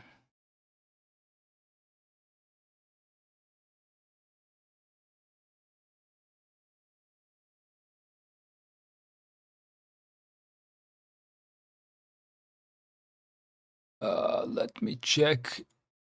Let me check what the command is. Streamlabs bot.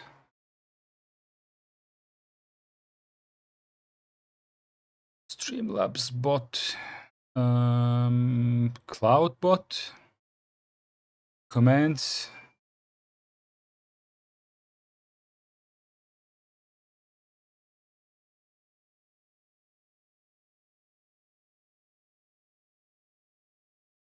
Timers. Quotes. Queue. Loyalty. Oh.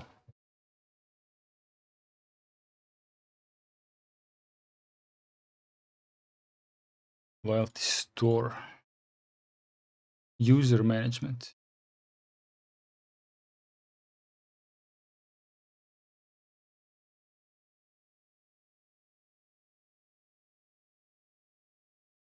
I don't know.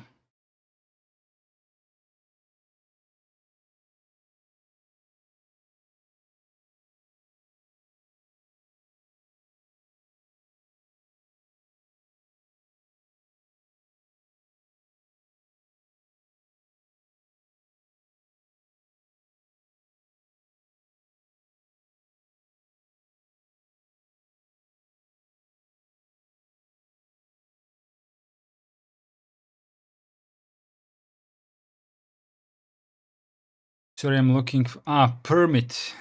Okay, it's permit. Nick K, hi. Permit Zoran. Is that the command?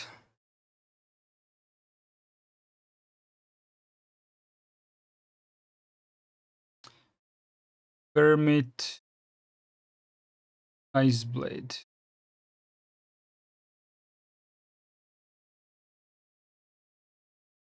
Okay.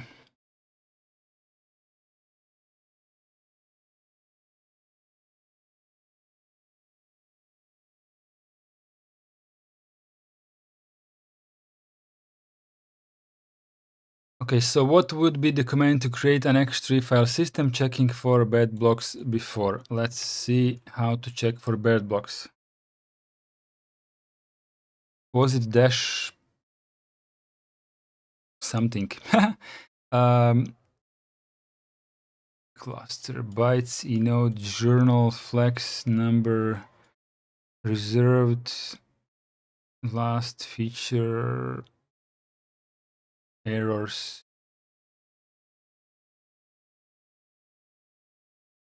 The Volak is asking, is hard to create new partition in Linux without apps like gparted? No, it's not hard. You can use cfdisk. It's very easy.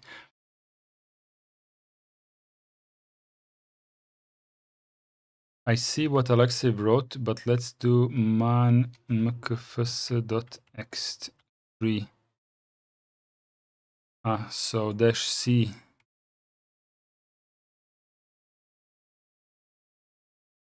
Check the device for bad blocks.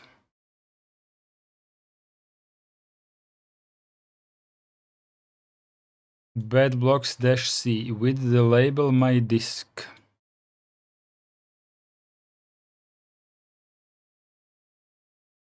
Where's the label?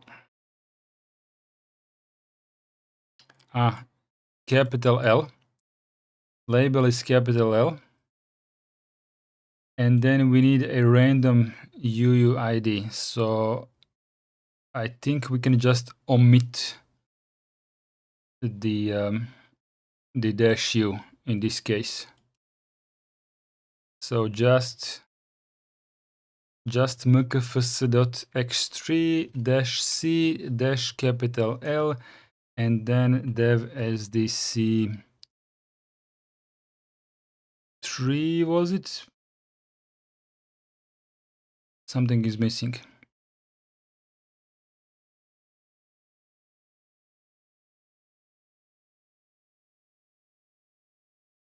Device. What is missing here?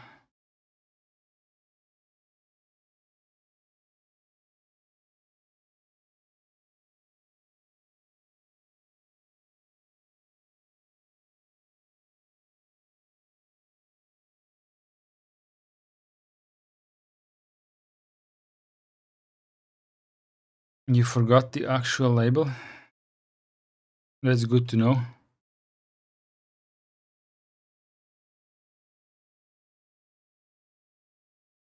Okay. Devolak says, do you more recommend distro based on KDE graphical environment or on GNOME? Kubuntu or Zorin would be less depending for beginner. All of them are fine. Zorin is really easy to get started with, like really easy, and it is based on GNOME, but the interface is slightly rearranged, so it reminds you on your previous operating system. So I would go with Zorin before I would go with Mint, just as a really good beginner trip before you realize where you go next. But yeah, I don't know. Go with Zorin if you're asking me. If you're asking Zoran, he has already expressed his opinion. Using parted, what is the command to create a 300 megabyte ext4 partition starting at 500 megabytes on the disk? Okay, so that's what we did today. You run parted to create a new partition. The command was it P? Now I lost it. No, not P. It was create partition. Parted.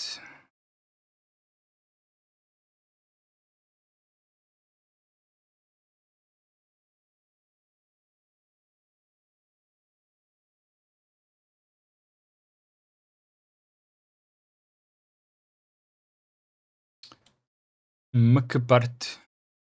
This one. Mkpart. I mean, these things are not very easy to remember immediately. You have to use them again and again, and then you will remember the exact syntax. But I really don't expect any one of you to be creating partitions like every day in your life, depending on how many servers you will manage, maybe. But still, you will do it very rarely. And even when you do it rarely, me personally, I just fall back to a text user interface, which is cfdisk, instead of going through all of this trouble of aligning everything manually. It's just too cumbersome to have an actual use case from this. But it is really, really good to go through this at least a couple of times, as we are doing it now, because at some point you will want to align your partitions to sectors and stuff like that, which the nice GUI application called cfdisk will simply not give you. It will not give you such control over the creation of the partitions. So you have to be aware of your possibilities and your root power. Neil Thompson, hi, welcome in.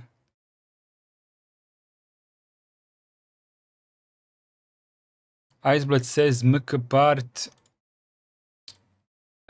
partition type x4 300 of what? Megabyte? No, you have to type 300 M, but that's probably a typo on your end, right? You meant to type M. Okay. Starting at... No, you wrote it wrong. You wrote it wrong. This is the correct mkpart. So starting at, yeah. Where is mkpart? Mkpart partition type, file system type. Okay. So you type primary. You type primary if you want primary, then you type ext4 if you want it to be ext4, and then it starts at 500 megabytes, so 500 megabytes, and it needs to be 300 megabytes big, so that would be 800 M is where the partition would end.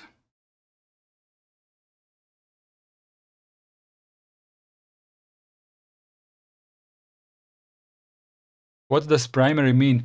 With the MBR partitioning table, you need to specify that the partition type is primary and not extended or whatever the third one is.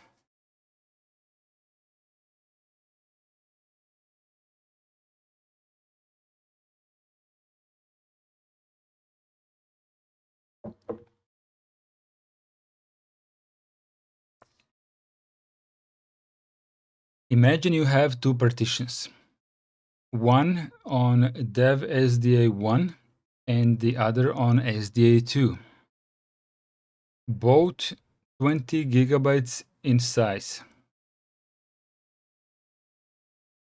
How can you use them on a single Btrfs file system in such a way that the contents of one partition will be automatically mirrored on the other, like on a RAID 1 setup? And how big will the file system be? Okay, so you can answer this question first, and then the first question.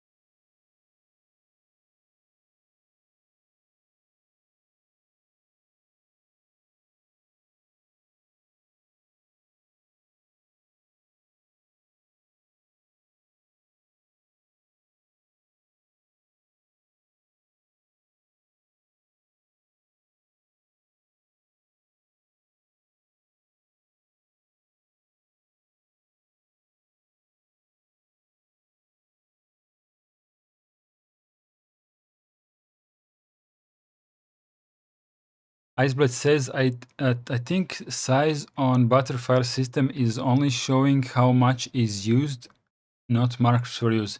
Your answer doesn't have anything to do with the question. It's not wrong. It's just that you answered something that wasn't even asked.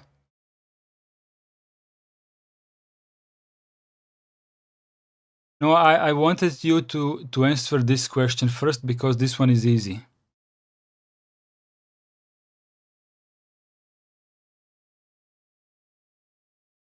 Oh, stupid bot.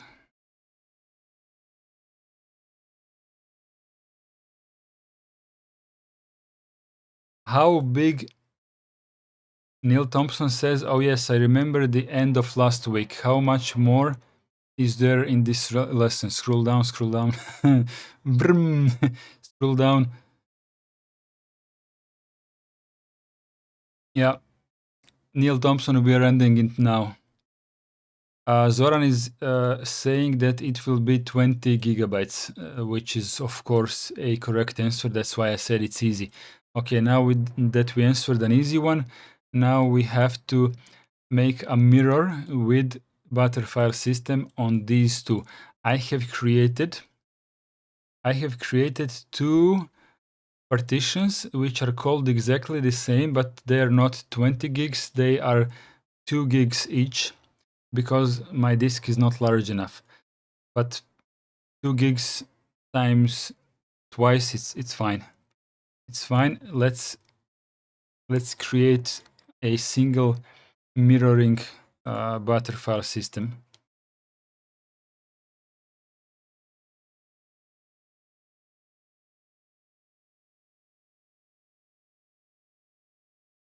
So mkfs.btrfs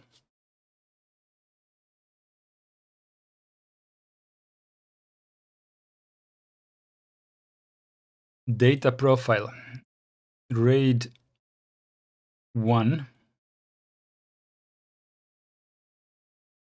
Yeah. I think you're missing -d, Zoran.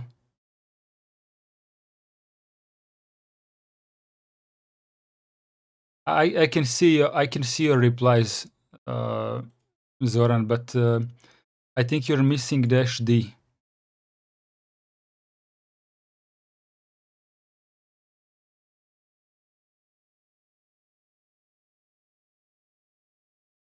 Let me see if I can disable this stupid bot feature. Streamlabs.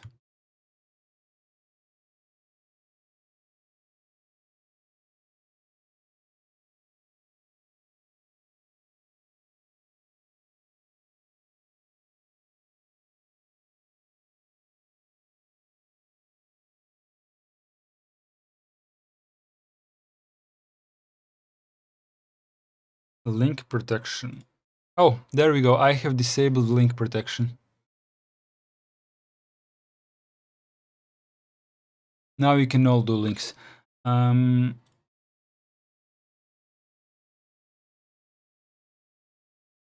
So -d RAID 1.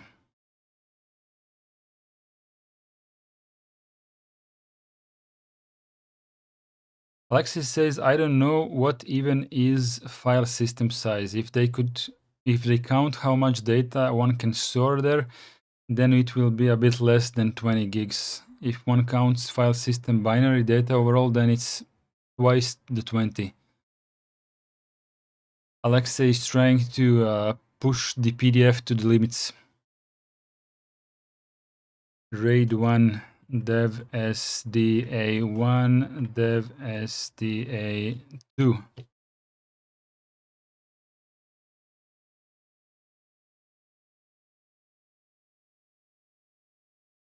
Appears to contain an existing file system. Let's overwrite that. -f.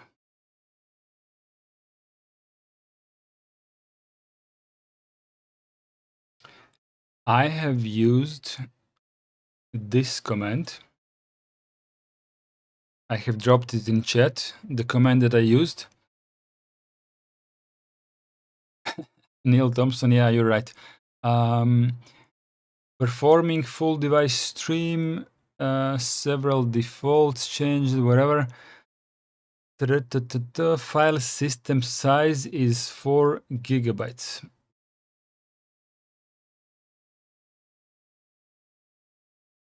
How big will the file system be? Well, apparently file system size will be 40 gigabytes. Yeah. RAID 1.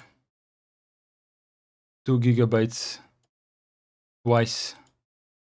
So ls block. These are the guys.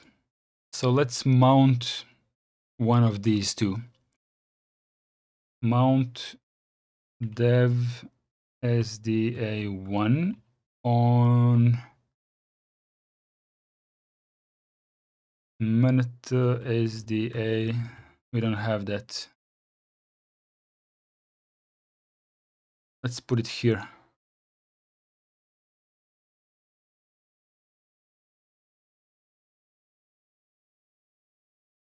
So this should be their wording ambiguous. Yeah, this should be our mirror that I have mounted here. But let's see if I can touch some file. Touch minute sex some file. Let's unmount minute.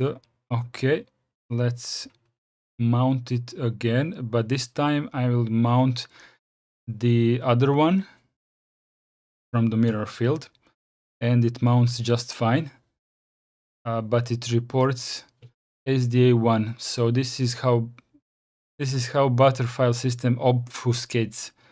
It extracts unless you use the Btrfs file system tools. So df will not help you much. ls block will not help you much. You will have to use Btrfs file system tools to analyze what the hell this is.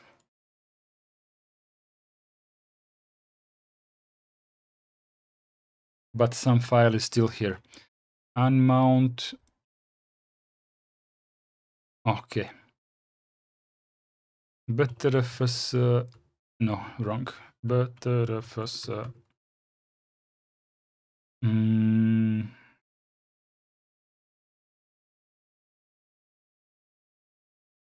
Dev sd.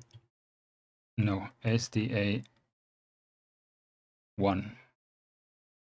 It doesn't work that way.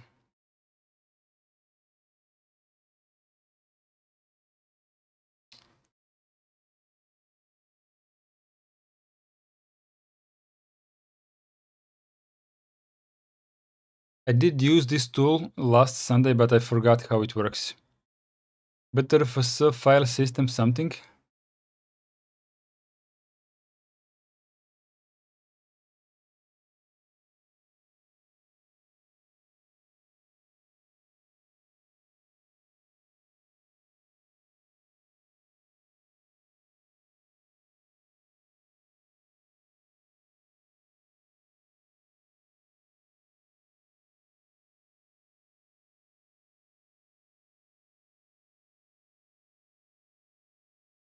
Device. Scan.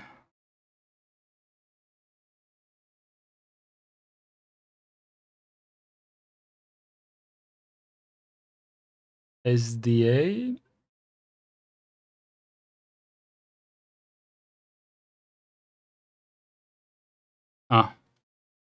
Scanning for Btrfs file systems. We have them everywhere, but not exactly what I wanted to see, but fine.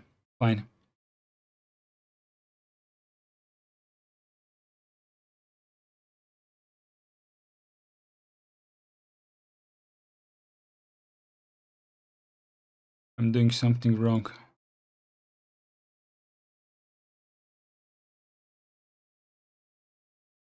Okay. Well, we got the command. Explorational exercises.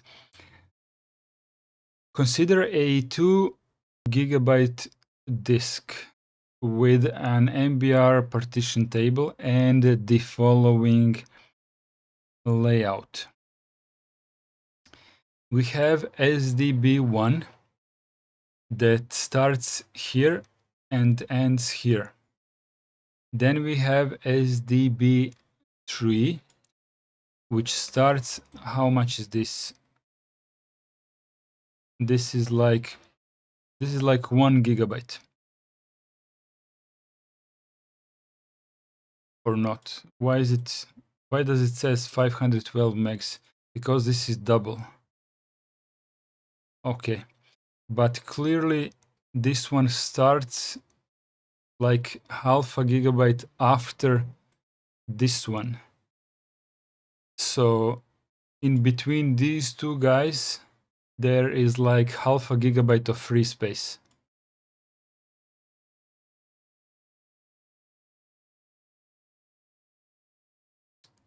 No, it's half a gigabyte.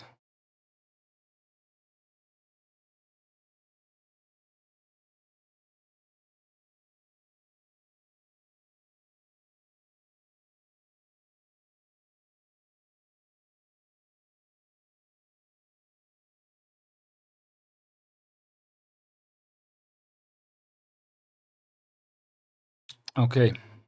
In regards to the previous question, Btrfs file system show and then one of your mirror members.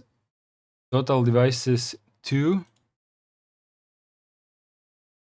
and, well, 2 devices.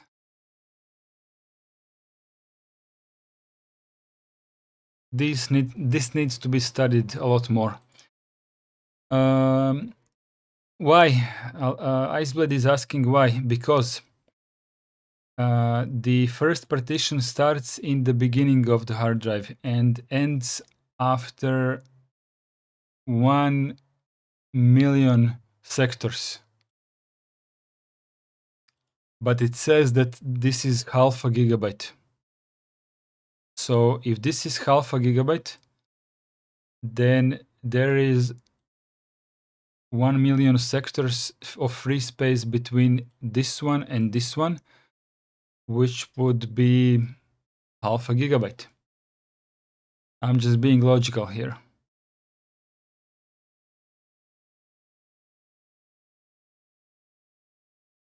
Maybe this answers your question. Sectors of 1 times 512 bytes.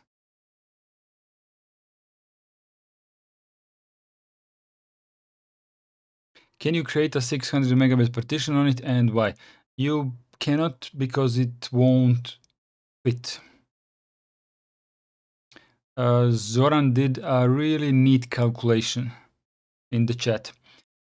On a disk, Neil Thompson is waving to the bot. On a disk at dev.sdc, we have a first partition of 1 gigabyte.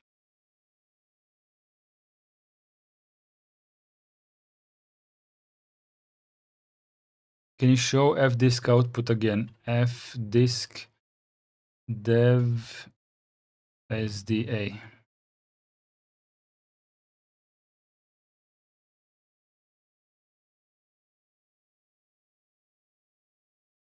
But mine, the one in PDF, well, aha, okay, sorry.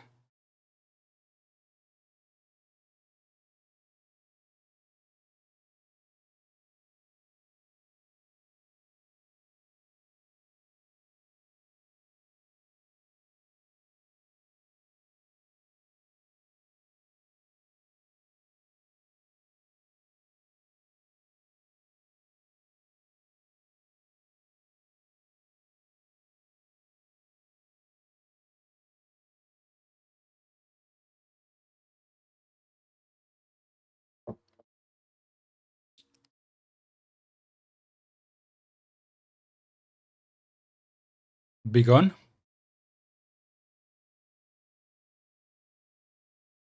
That blue highlight is triggering my OCD. Yeah, that's my reading tracker.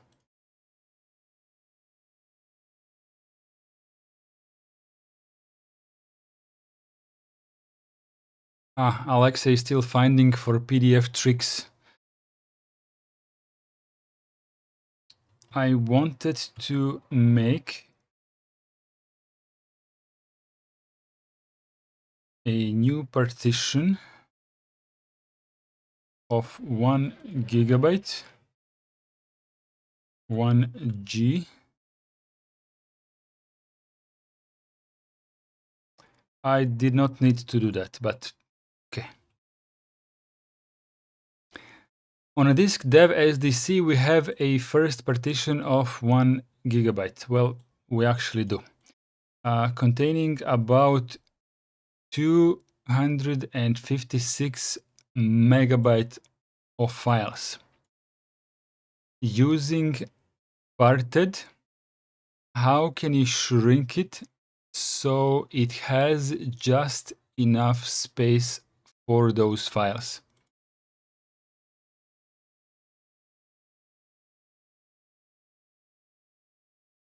We can answer this like orally and in chat.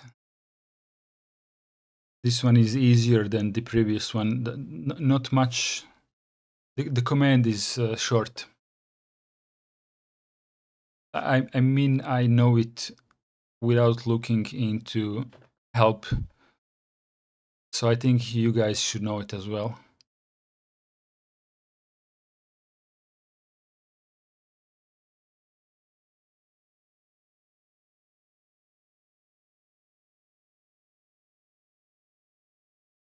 I will type my answer in chat, but will not press enter before someone else answers.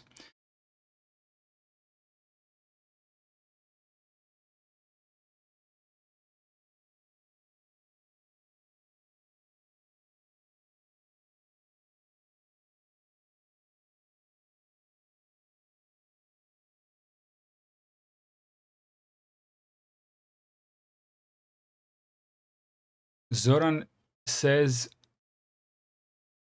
in parted resize parts, I think. Sounds logical. You're guessing? Okay, my answer is ready. I'm just gonna press enter, okay? So you can see my answer. But maybe someone else wants to take another guess? Maybe a different one?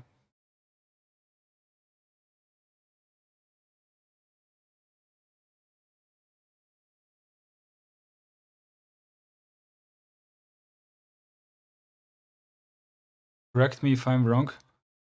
Well,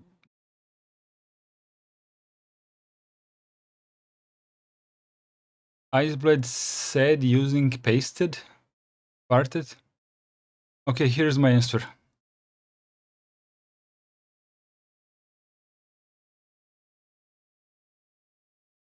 Is my answer good?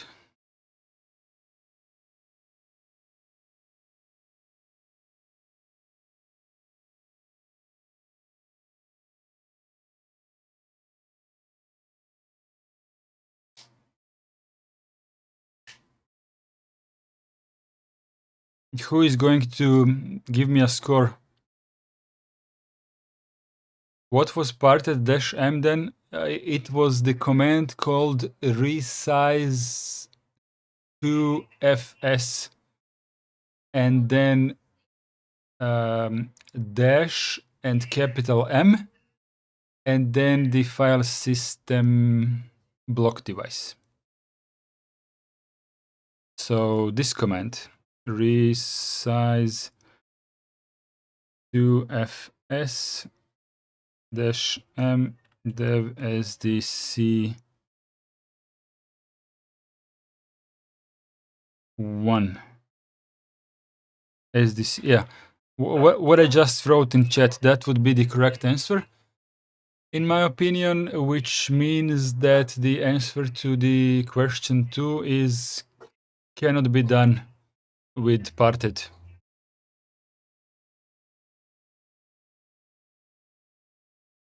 Maybe I'm wrong. Maybe I'm wrong, but that's my answer. I will give. If I would go do a test right now, that's my answer that I would give.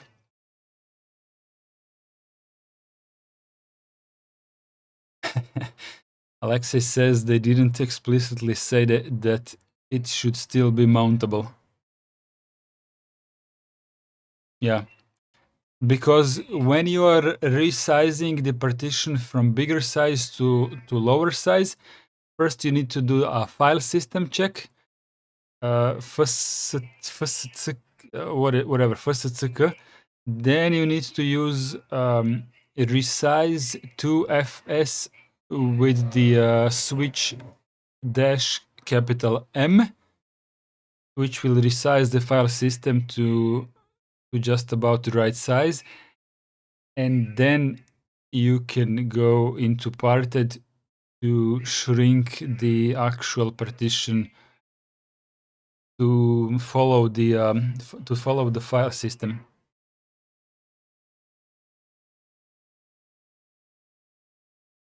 Yeah, ChatGPT is wrong.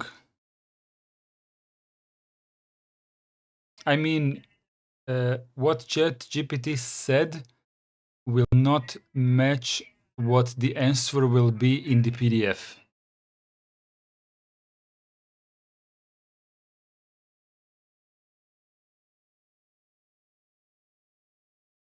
Imagine you have a disk at devsdb and you want to create a 1 gigabyte swap partition at the start of it.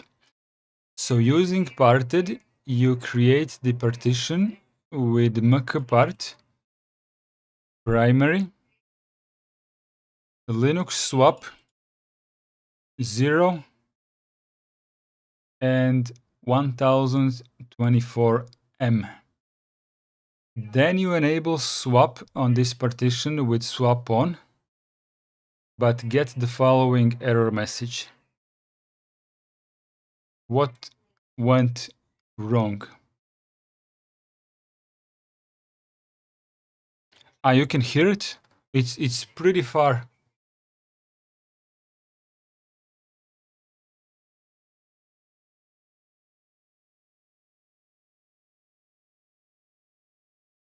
Doors closed. I had no clue that the microphone is catching like it's, I don't know, 10 meters at least.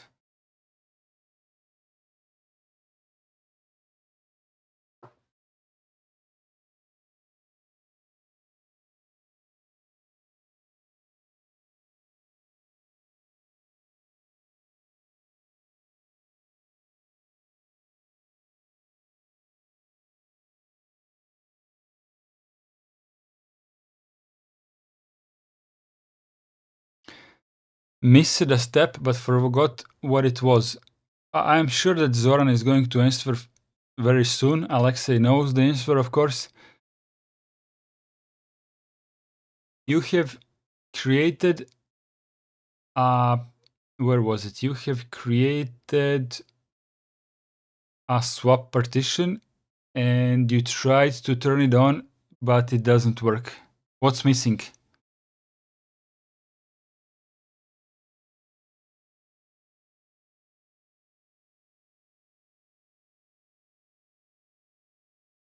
Come on, guys, this one is really easy.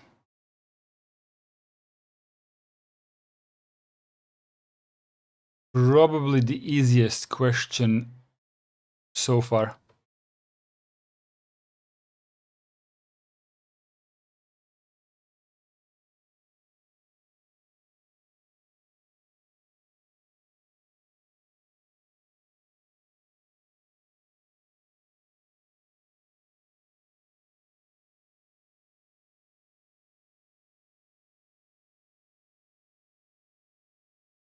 There is 18 MP.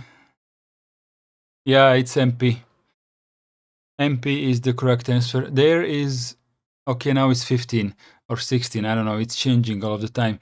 There are so many of you in in this live stream, and only a couple of guys are always answering, which is fine by me, but I would invite you all who are lurking to give your opinion on this one. It's a really, really easy question here.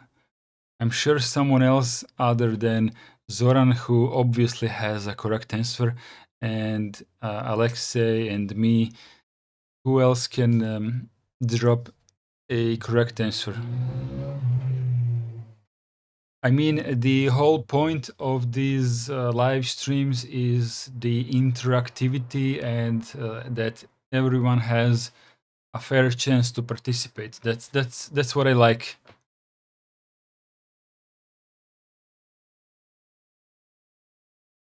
Iceblade, I have no clue what you just wrote, but it feels like you are off. You went into the wrong direction.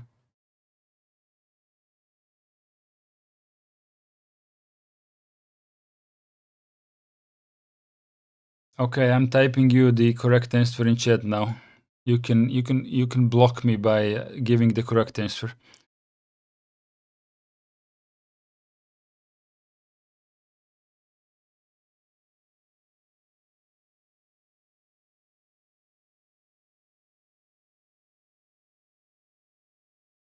Can I press enter?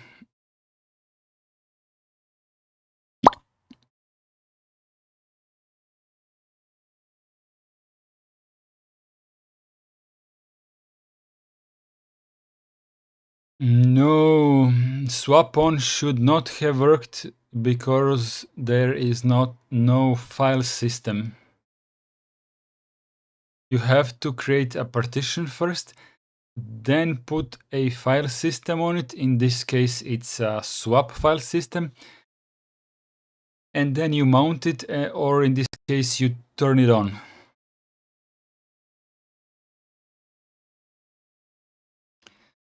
During the course of this lesson, you were trying out some commands in parted, but by mistake. By the way, one more thing. I'm not sure that you can use 0 here. I am not sure that you can do this. I just don't know. I'm not saying that this is wrong, but I'm not sure.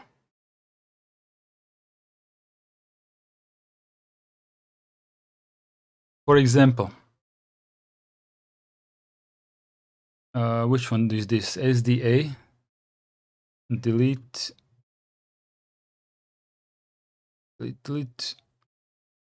right, yes, with, parted, correct? Okay. SDA, parted, dev SDA, help, mkpart, let's press enter, primary, file system type, ext4, where do you want it to start? You have to type a number. Okay, let's do 0. And okay. So here you go. The resulting partition is not properly aligned for best performance. That's what I was saying. Okay, let's cancel. Let's quit. Let's make it. See, it starts with 2048. Basically, that's where you should put your partition. But let's do it in parted again. mkpart, try with GPT, primary, start. Oops, I made a mistake.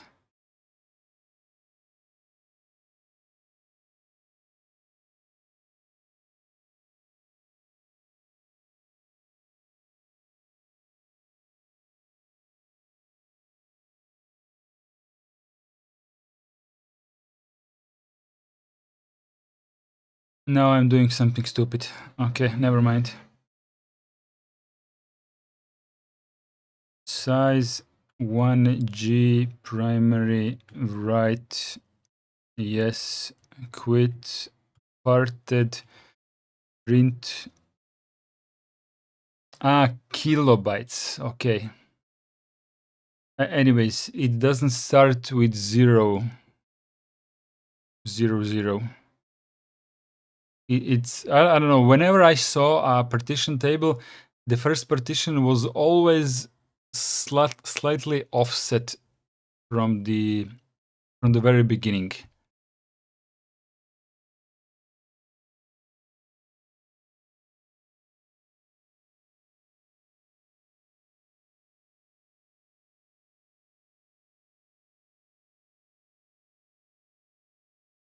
Alexis says try with GPT. You think GPT would allow it? I mean, you can allow it even with MBR, but I'm not sure how well would it behave.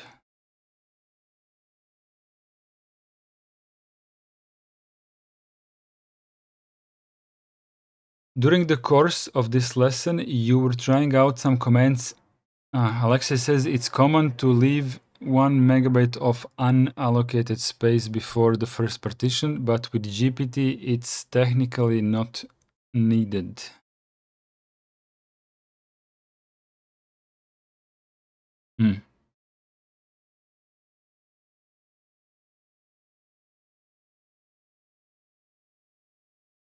gdisk dev SDA. Not part of the lesson. Not part of the lesson, but let's do it anyway. How do we convert to GPT?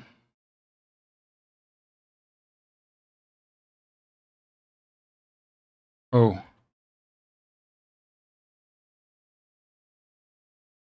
Yes. Right. Yes. Okay. Print.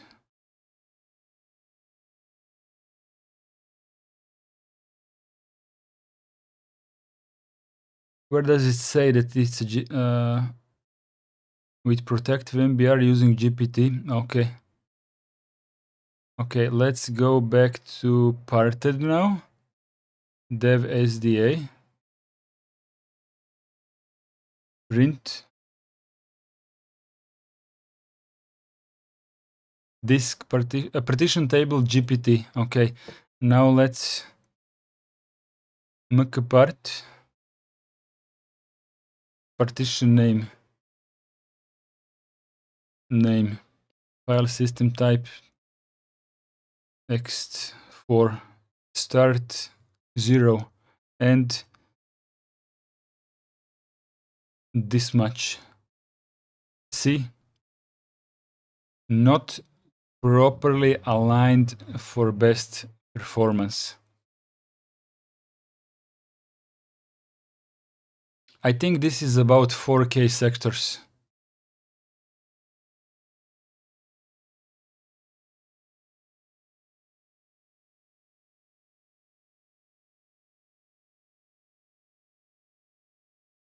Let's try this way. mkpart name x2. It wants to start at sector 34, but let's try to tell it to start at 0 megabyte. Maybe that will align it properly.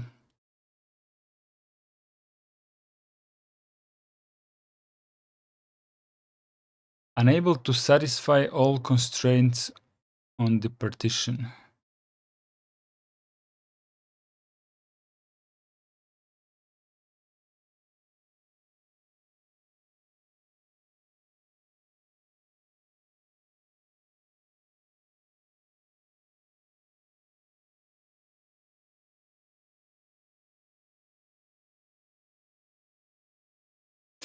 I want to force the mkpart command to do my bidding instead of me. Just align it properly and don't ask me.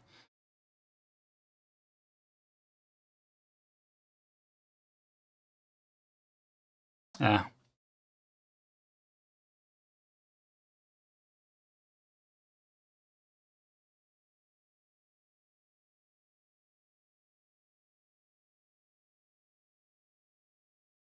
Oh, my computer is lagging a lot, and I don't know why.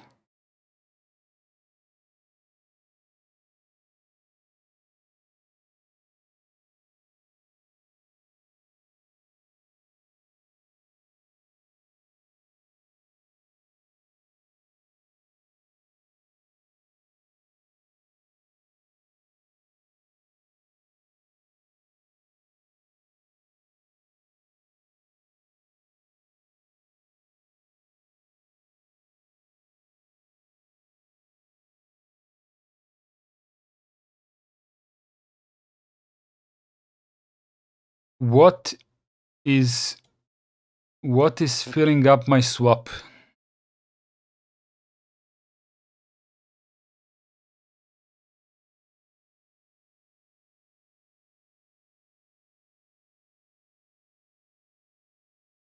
I'm not writing to, or maybe I know.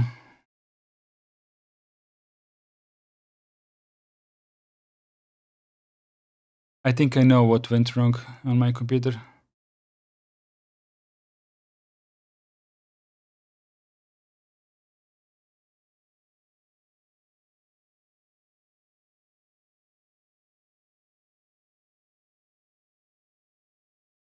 No. It's the shell load. Wait a second.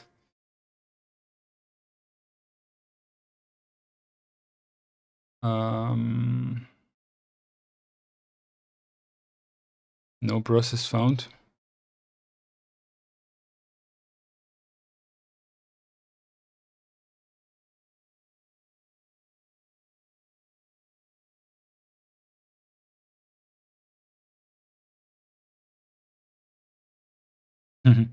No. It's this one. The shell load. Okay, I managed to kill it.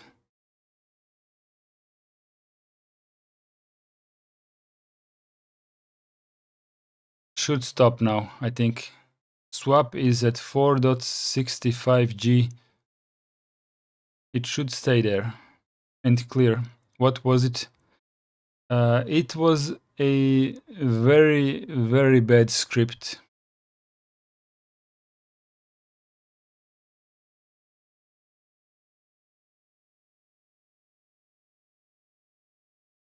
This. Can you see above my head VM host load? That's this stupid script.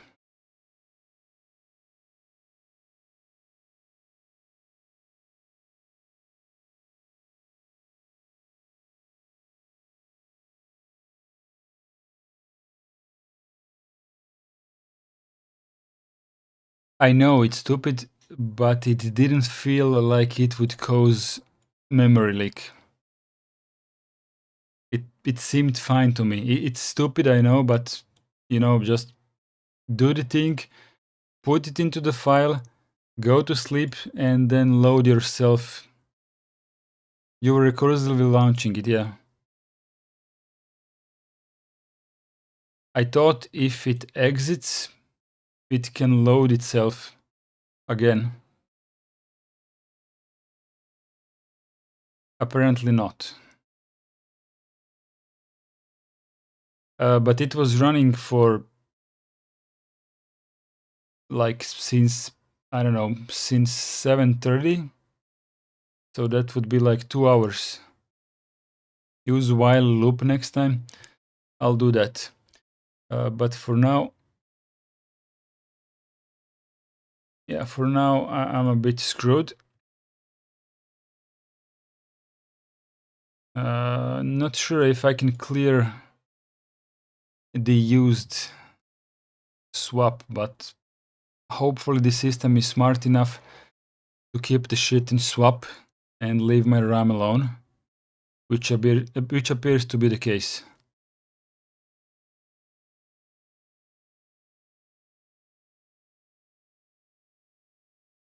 swap off plus swap. If I do that, then my swap content will be moved to RAM. I don't want that content at all.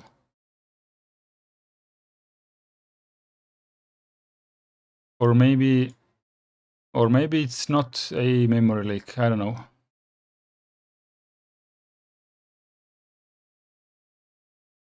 Maybe whatever filled the memory is now gone because the actual RAM usage dropped to very low value.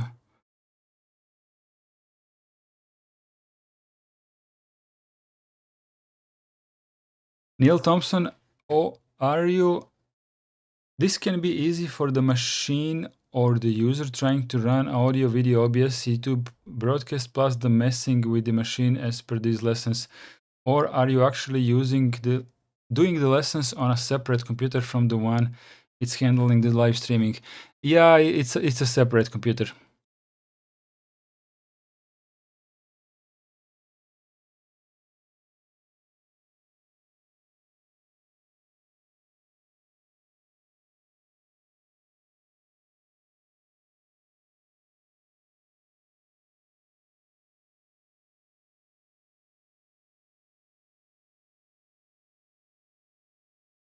This one is the demo computer for just for the Sunday lessons. It's on it's on Debian SID plus maybe I think I enabled experimental on this one, but never mind. This one is my streaming computer.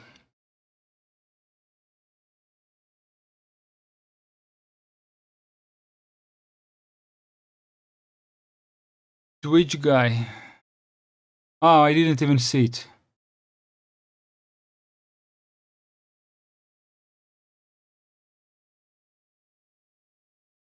Democracy and freedom.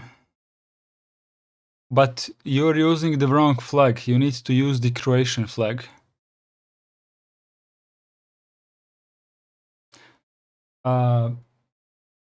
Fletcher CC. I give you a chance to put Croatian flag in the chat instead of the one you put there.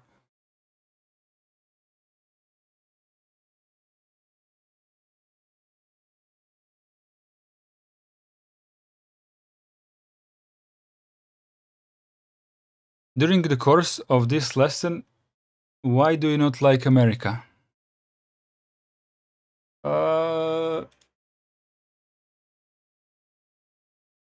Sorry, failed to comply. The conversation was not a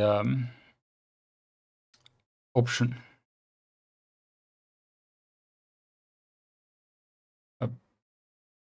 Sorry, I accidentally clicked ban.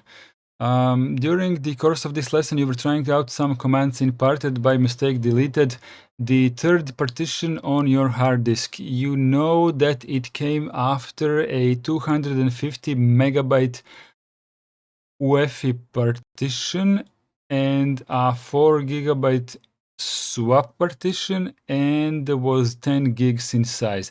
Which command can you use to recover it?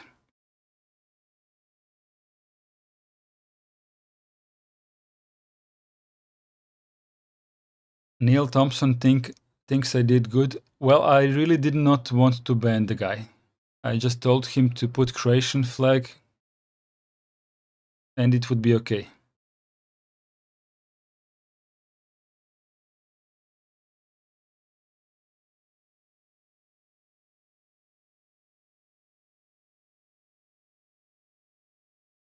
I am waiting for an answer, right? I did read the question, so be my guest on this one. We need to recover the partition that apparently... I forgot the recover command, but it was like 200 M to 5000 M something. But Iceblade, rescue, but Iceblade used the calculator. you have a third partition to recover, which comes after 4,250 megabytes, because you need to add up the first two partitions together. So basically you would say like rescue, and from let's say, I don't know, 4,200 megabytes, because you want to go a little bit below, a little bit above the 10 gigs. So the first number will be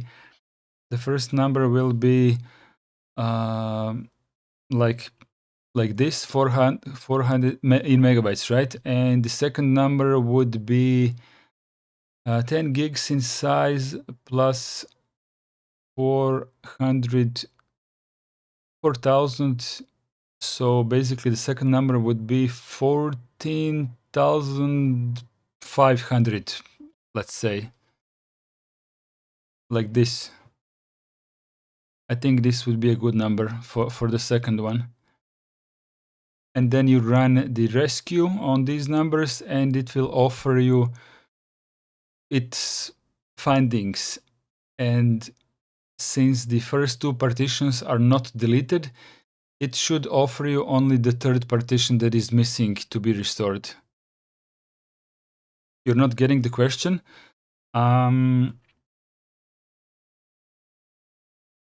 Let me see how I can help with that. For example.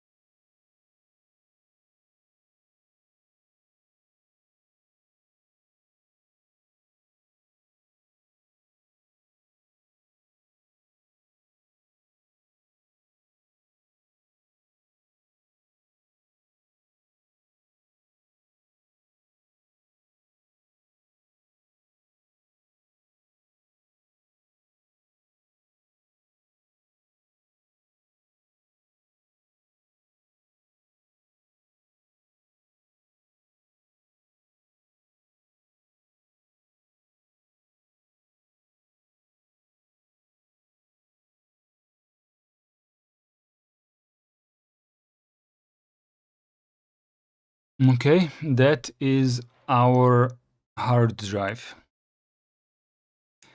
So if you look at this, it says that the third partition, which is missing, has come after 250 megabytes VFAT partition. Okay. Let's put 250.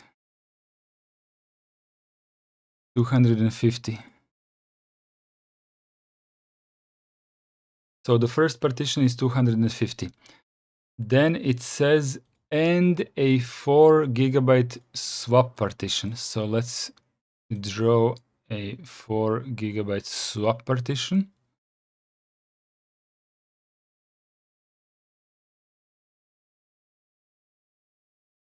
Okay, it will not fit in here, but that doesn't matter.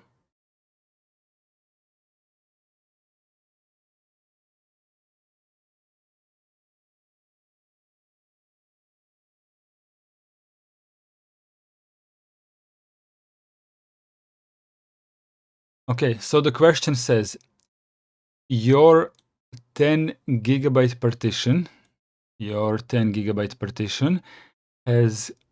was located after 250 meg partition and after 4 gig partition. So it was somewhere in the end as a third partition after the first two. The first two are 250 and 4,000. So the way you would tell rescue to do its thing is by grabbing. You need to grab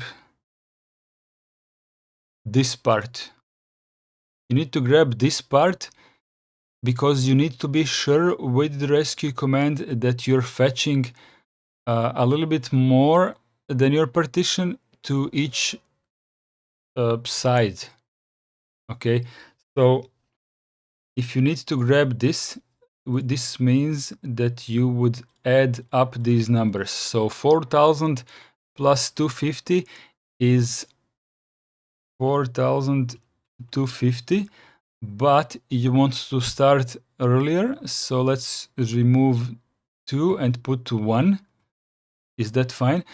And then it would go all the way up to 10 gigs plus 4 gigs plus 250. So this is 10 gigs plus 4 gigs, which is already 14,000 megabytes, and add 250 more and add just a little bit more after that, just to be sure. So that would be like 4,500.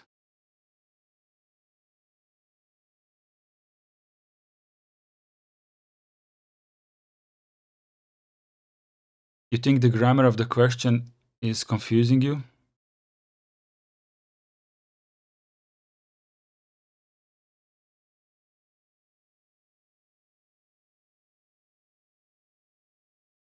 But is my drawing at least explanatory enough to understand what we are catching with the rescue command? You want to encompass, now you understand. Okay, I guess the drawing is okay then. Imagine, I mean, when the rescue starts searching, the rescue will skip this one, the first one, because it's not contained within your search parameters. It will also skip the second one, no matter that the second one is within your search parameters, but this one is not deleted, so it will not offer it for you for the rescue. And then it will find this one, and it should offer you this one for the rescue, because that's the only one that needs to be rescued that was located inside your search parameters. Okay, question 5. Imagine you have a 4 gigabyte unused partition on dev SDA3. Using fdisk, what would be the sequence of operations to turn it into an active swap partition? I will help you. 3 steps.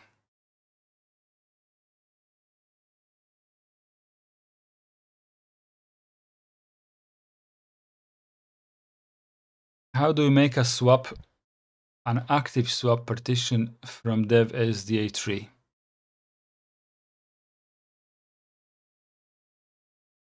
This question is actually the exact same as the one that you failed, Iceblade.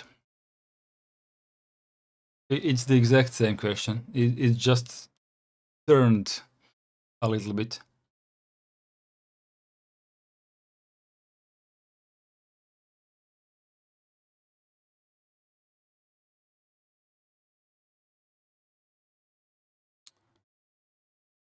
I don't think that fdisk can do what you're saying. Flat Charge King is following on Twitch, I think. Thank you very much for the follow. And welcome in, new, old Linux user, but new to my channel. You don't remember what question? It doesn't matter which question is it. Just concentrate on this one.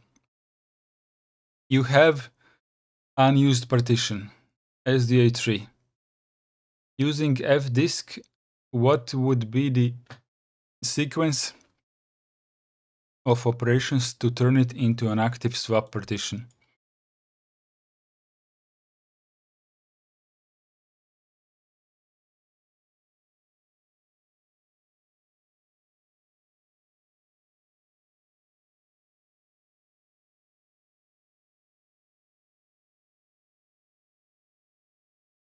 Maybe it can help if I tell you not to write the exact command which you would use with fdisk because it's hard to remember these things.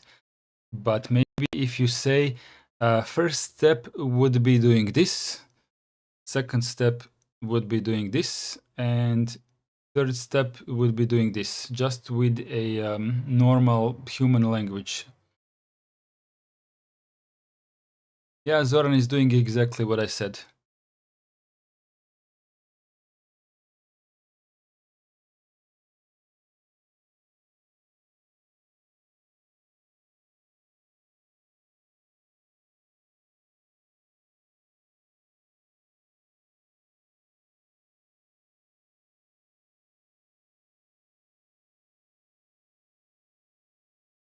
Idemo. Search for change partition type. Iceblade says, oh, like fdisk location, then select primary, then swap, then 4G.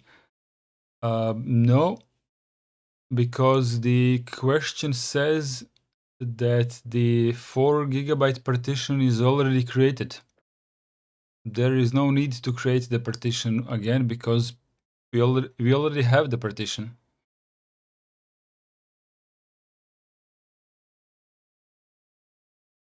I mean, your last answer is good if we wouldn't have a partition, but we already have it, so why create the partition again? It says unused, yeah. It is unused, but it is created.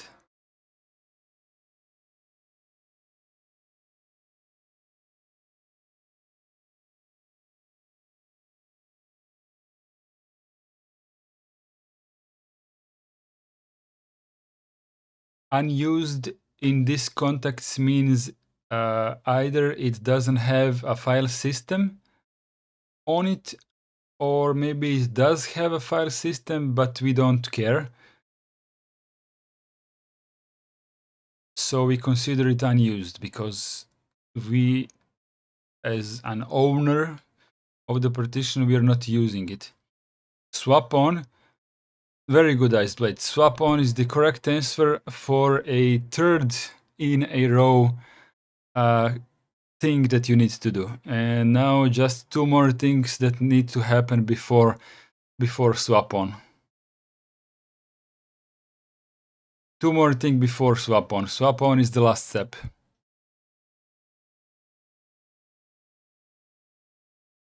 Yes, what? You can go in reverse. What is the second step before swap on?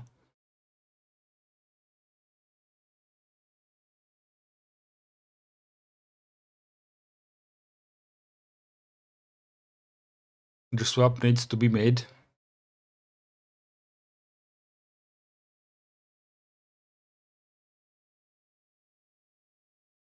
I split.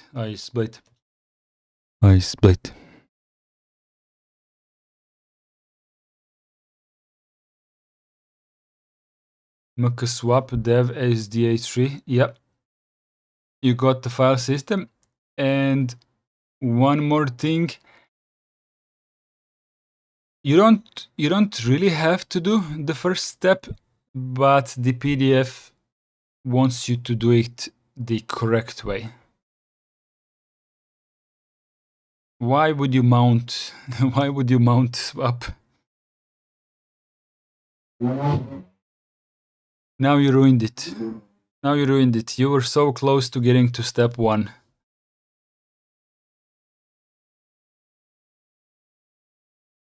Actually, the step 1 Zoran has already answered in chat. You just didn't see it. Zoran already answered. Yeah, so the step 1 is to go to fdisk.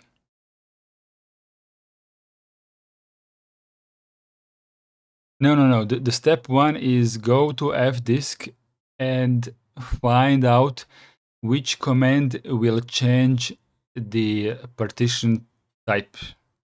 So there is a good chance that this unused partition is not marked as swap, but it is marked as Linux file system.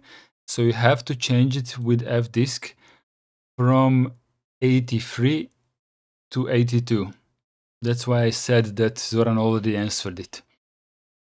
After you change the change the partition type to 82, even if it's already 82, you have to make sure that it is 82. So it is still a step 1, no matter which partition type is it. You have to make sure that it is 82, which is Linux swap. That's step 1. Step 2, mk swap. Step 3, swap on. And we're done.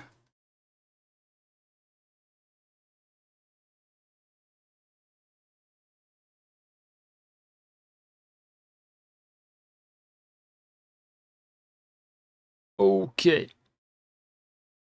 So, which partition scheme should be used to partition a 3 terabyte hard drive into 3 1 gigabyte partitions, and why?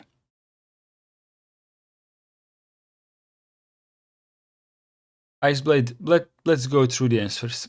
So the answer is GPT, as MBR supports at most 2 terabyte hard disks. And I do remember both of you answering correctly on this one, so let's go ahead with the next one. On gdisk, how can we find out how much space is available on the disk? If I remember correctly, I am the only one who said P, and the rest of you just stayed quiet. But I think I also looked it up. Did I look it up in the application?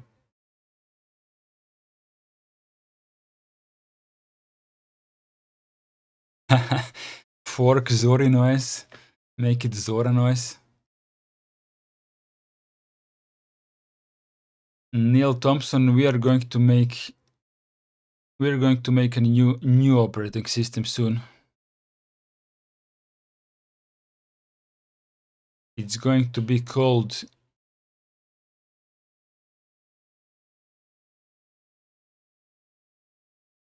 the new operating system is going to be called Hyperland Debian. No, it's going to be called Hyperland Debian.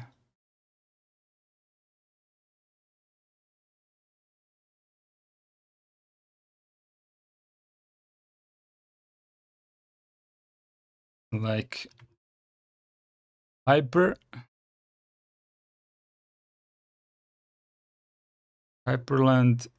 Debian.org. Is that good?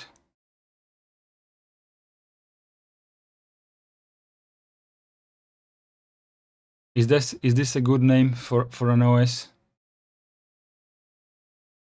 Can you make it shorter?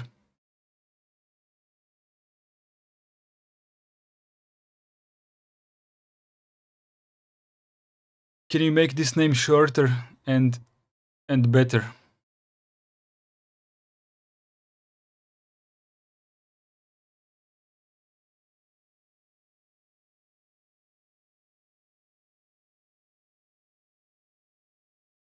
It might just become a thing. Yeah, I'm working on it, but in my own free time, like more like a playground. I am missing the joke on this one. I'm asking if the operating system would consist out of Debian parts and Hyperland parts. How would you name it? Zoran says hybrid. Okay.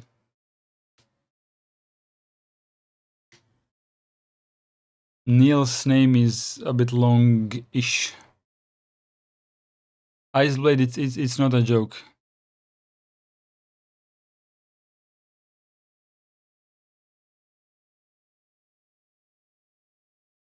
Actually, I'm not asking for a name. I already have the name.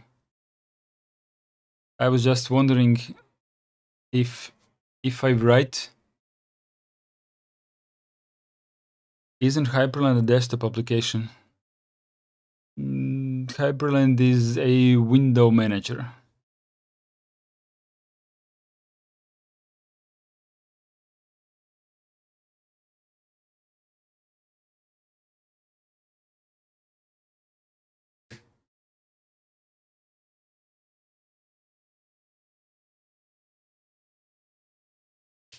So this will be like Debian, a window manager using Wayland. No, I meant just making my own spin on Debian, but it would use Hyperland as a default GUI. When it would first boot, it would go directly into Hyperland. That's what I meant. No GNOME, at least not as a default option. No KDE. Andruk, isn't Hyperland more like a compositor? Well, yeah, but it's also a tiling window manager. It's also a tiling window manager, so you can tweak it to a good degree that it works as a advanced window manager.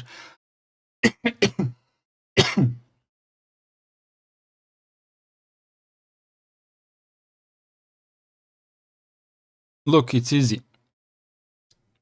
You type hyper. Can you see my cursor in the URL bar? You type hyper and you remove some extra letters like this one and this one and this one. Okay, sorry, I pressed the wrong button. Hyper Debian. That sounds bad, right? Hyperibian, not good. Hyperbian. That sounds more like it. Hyperion. Hyperion is good.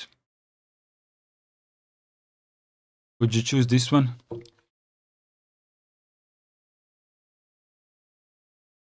I mean, naming is hard. Hyperbian?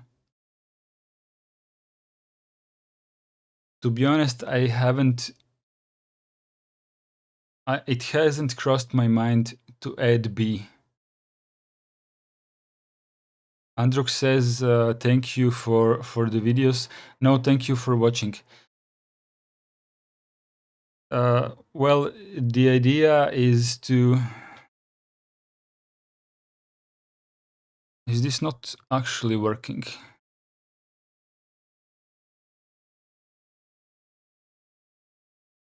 Maybe it's not working just for me.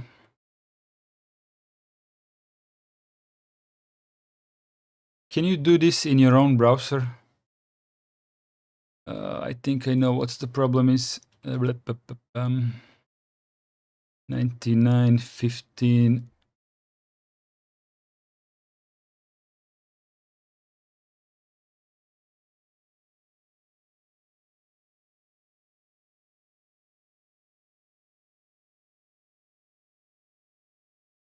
Not working? What about without the www? Settings. Local DNS records.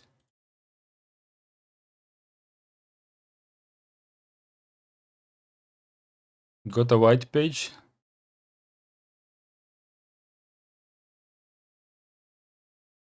Should be like this. Still not working.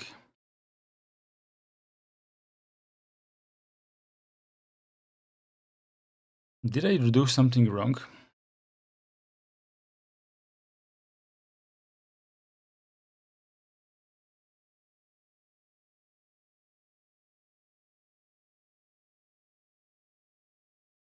Oh, I think I know what I did wrong.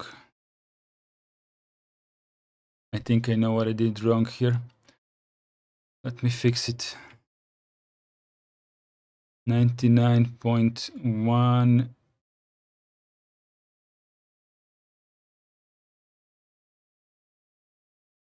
Connection reset.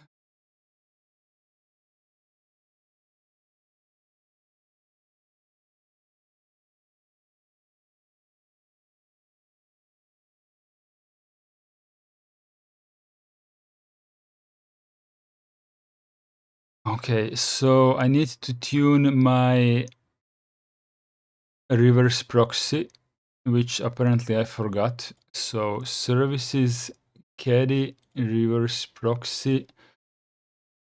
Yeah, I don't have it here. So let's add the one that's missing. HTTPS.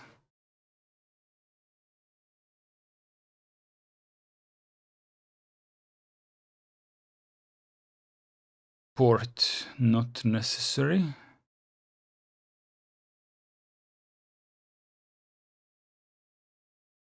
Access list.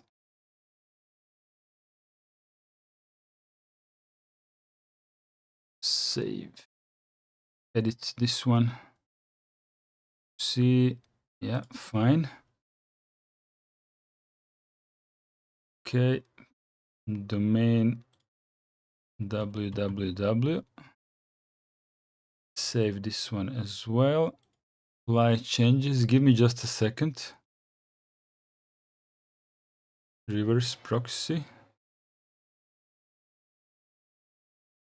Where did it go? Oh, on the second page. Or not?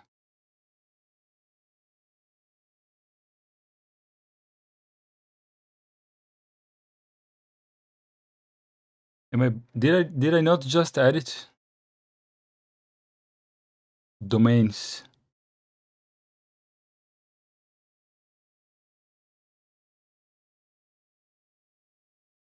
Second page. No results. Why do we even have a second page?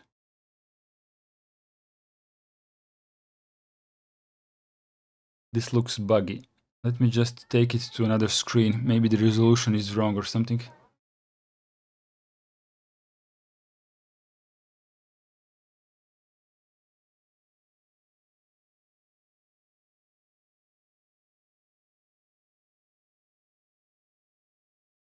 Ah, now it's here. I think it's a UI bug or something, but they are now added. Okay, let's go to handlers. In the handler, I need to specify reverse proxy to my web server, which is 99.10, upstream port 80. Okay, let's duplicate this one. Duplicate this one, and the domain will be this one. All of it stays the same. Let's duplicate again. And this one. Save. Apply. Now it should work.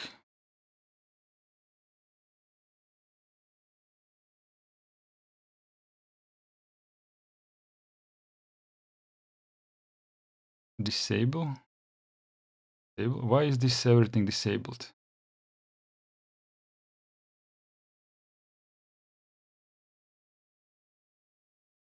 Oh, it's not. It's just matrix is disabled. A second, I can't see nothing at this resolution. Matrix. Oh, that's because I made two of them. Okay, now I see what I did. Okay, this one is not needed. Yeah, so refresh it.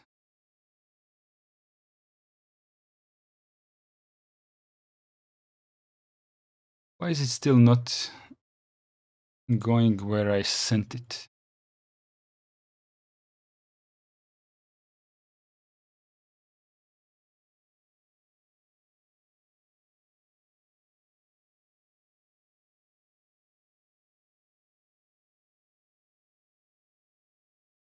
Once again, Hyperion org.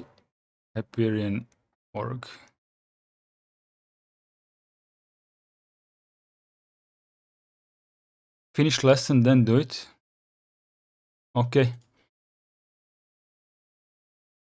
What would be the command to create an ext? Oh yeah, there is a lot. an ext3 file system checking for bad blocks before with the label my disk and random UUID. So,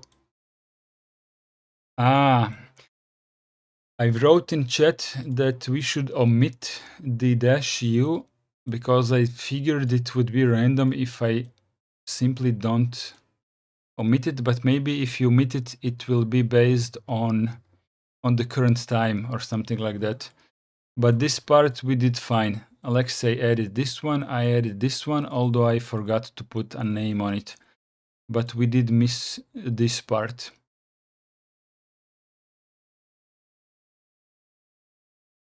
Using parted, what is the command to create a 300 megabyte ext4 partition starting at 500 megabyte on disk?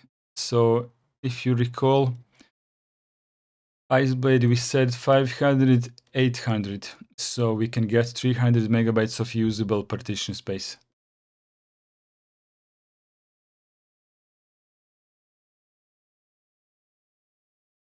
Imagine you have two partitions and we need to make a mirror.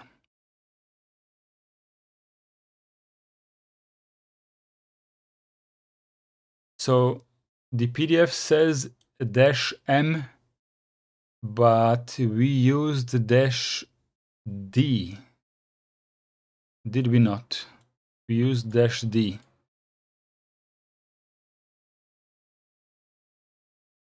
We used -d. Specify the profile for data, and we said RAID 1. But the correct one is supposed to be -m. Metadata. Specify the profile for metadata.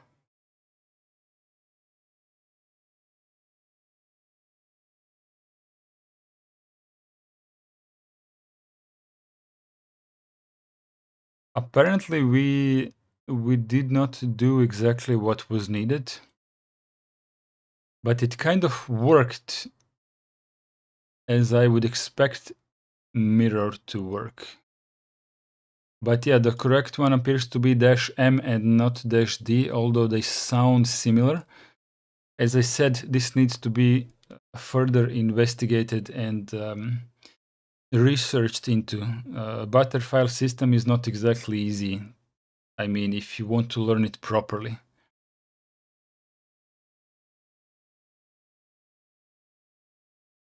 Consider a 2 gigabyte disk with MBR. Can you create a 600 megs partition on it and why? You cannot, because there is not enough contiguous space. The first clue that something is off is the list of devices. You have dev-sdb1 and dev-sdb3, but no dev-sdb2, so something is missing. Then you need to look where a partition ends and the other one begins. This is what we did. Partition 1 ends at sector 1 million and partition 2 starts at 2 million sectors. There is a gap of 1 million sectors. At 512 bytes per sector, this is 500 megabytes. That is the size of the gap. If the disk is 2 gigabytes, then we have at most another 500 megabytes after partition 3, even if we have in total around 1 gigabyte unallocated. The biggest contiguous block is 500 megs.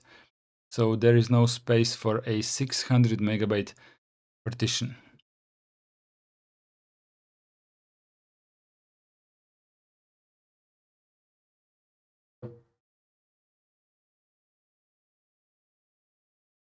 On a disk, we have a first partition of 1 gigabyte containing some 241 megabyte of files. Using parted, how can you shrink it so it has just enough space for the files? And I said you cannot resize with parted. This is a multi-part operation. First, you have to shrink the file system using a resize to fs, right? Instead of specifying the new size directly, you can use the -m parameter, so it is just big enough. That would be resize to fs -m and then the block device. And then you resize the partition itself with parted using resize part. Since it is the first partition, we can assume that it starts at 0 and ends at 241 megabytes. So the command is resize part 1 and 241 megabytes. I would argue that this is incorrect. I think you would kill the partition if you would resize it to 241. I think you need to resize it to a little bit more.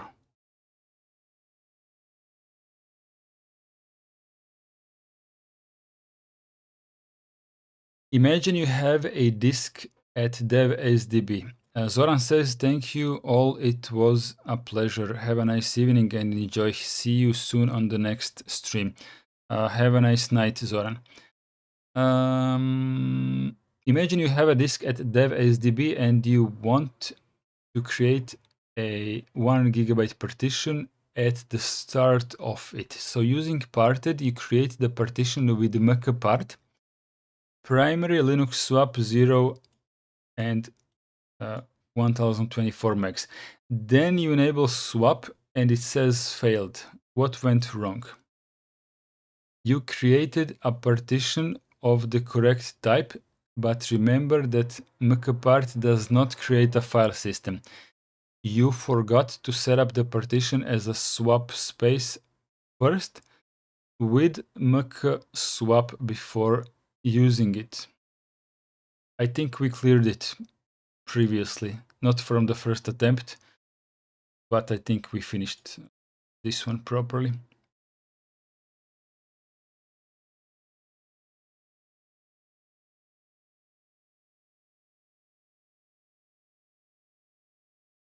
During the course of this lesson, you were trying out some commands in parted, but by mistake deleted the third partition. So which parted command can you use to recover it? Don't panic, you have all the information you need to recover it. Just use the rescue and then do the math. You had 250 and then 4000. So the start point should be around 4346 plus 10 to 40. So the command is rescue 4346 and 14586. I kind of missed it a little bit. I said 4150. So 4150 is fine. It's well enough before the partition that we are rescuing, but 14,500 apparently wasn't enough. So should be a little bit more. Should be a little bit more. But then again, if you don't get the result, you can just increase. No big deal. Imagine you have a 4 gigabyte unused partition on dev SDA3. Using fdisk, what would be the sequence of operation to turn it into an active swap partition? So, first, change the partition type to Linux swap number 82. Write your changes to disk and then quit.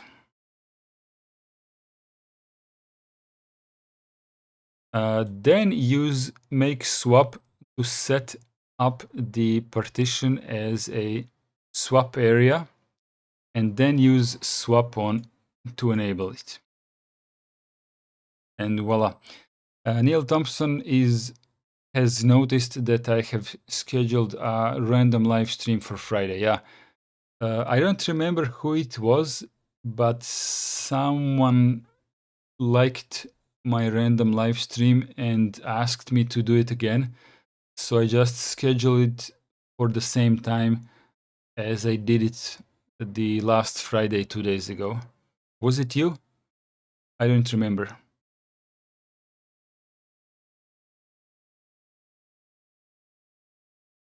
Ah, you requested it. Okay.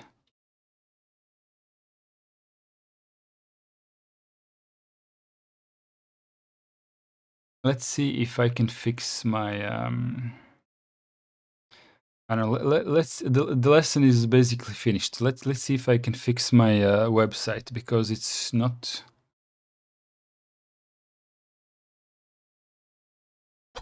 it's not exactly working.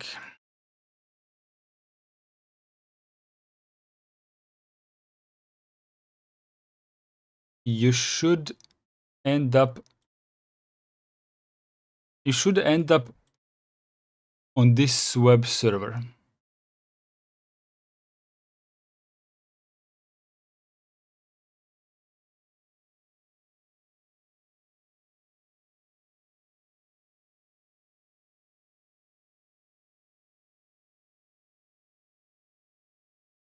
Did I not add? I did.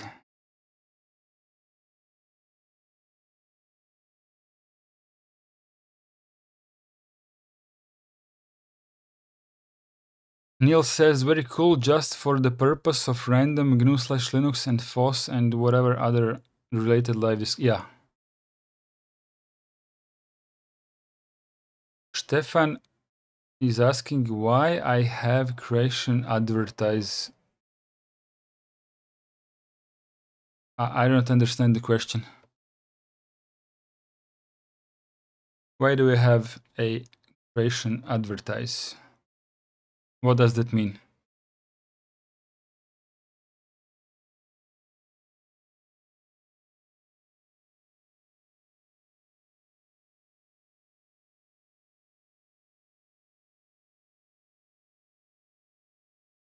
This one works.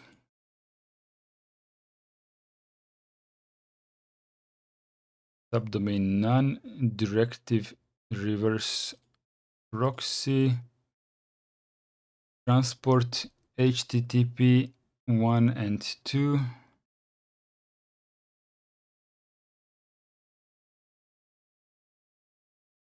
Upstream domain.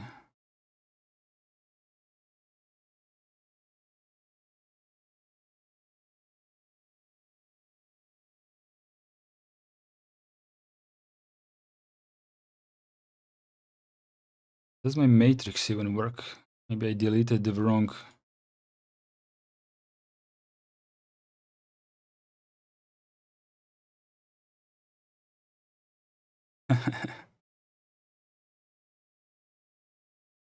Yeah, that's funny. Ah, reclama, creation commercial. I don't know. I don't know. I'm not picking which ads show up. It's it should be automatic on YouTube's end.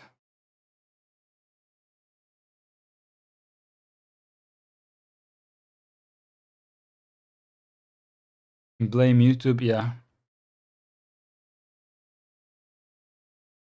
Pause H quarters org.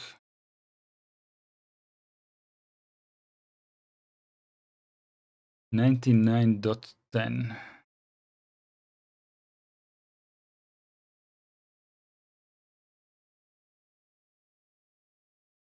Oh, I have two same ones. That's misconfigured.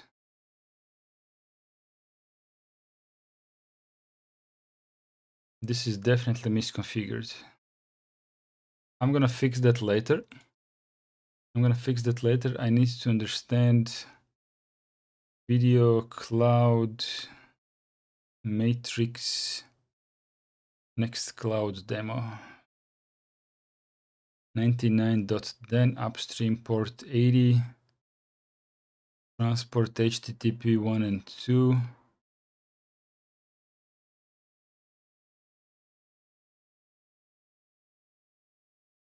Doesn't make you watch and Wish or Temu ads.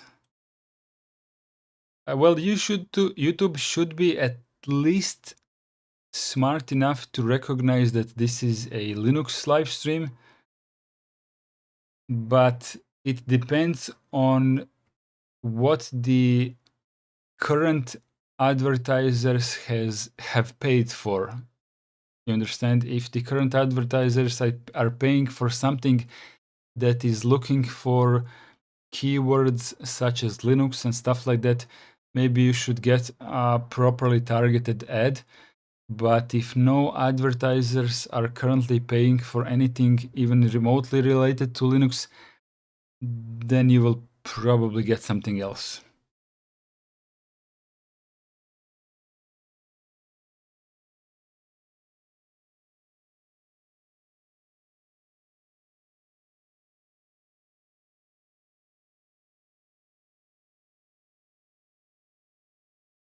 Access list.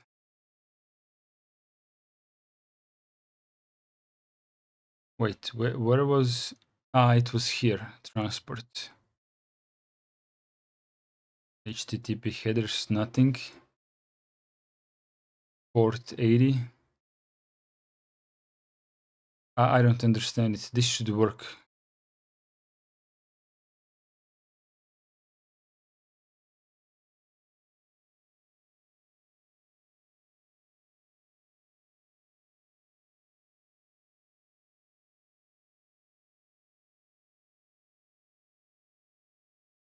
Let me see from my phone. From the outside.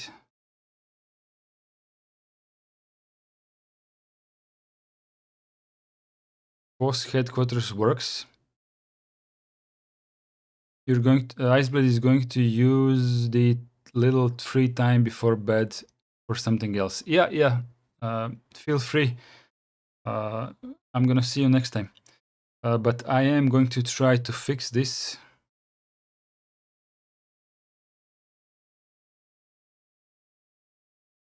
The site cannot be reached. Too many redirects.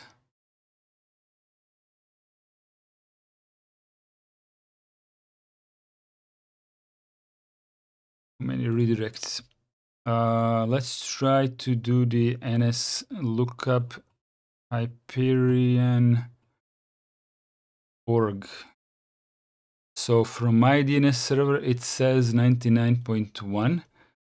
But if I ask a public server, then it says 102. And this is Cloudflare. This is Cloudflare. Let's log into Cloudflare for a second.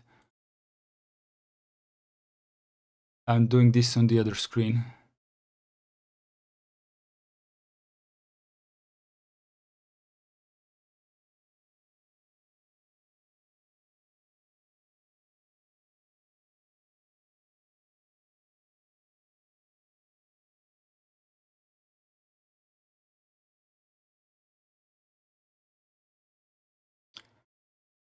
Fill my password, verify that I'm human, login. Now it's gonna ask me for a two-factor authentication.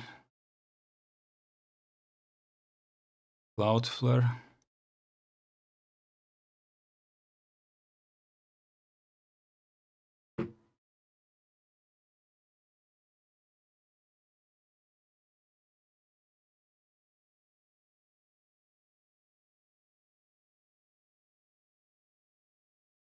Okay, Hyperion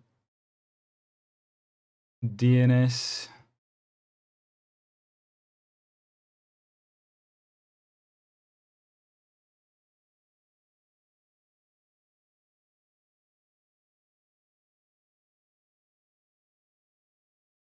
I think Cloudflare settings are fine.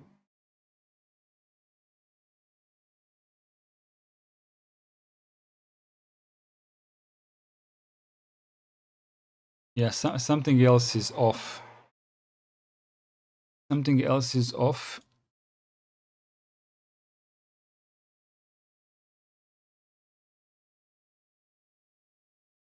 Something is wrong with the firewall.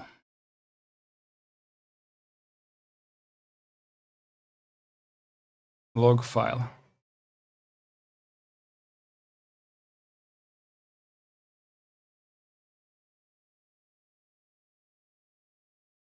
$22.30. Let's try to refresh this. Refresh the log.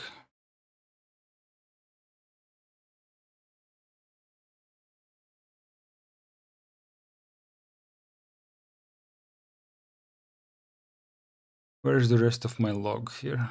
Not showing up. Diagnostics.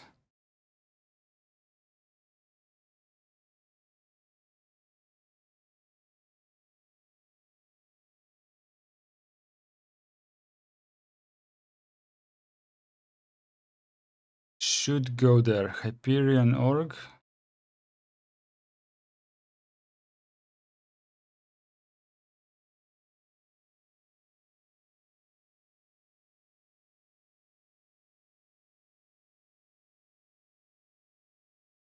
I don't know, everything looks fine to me.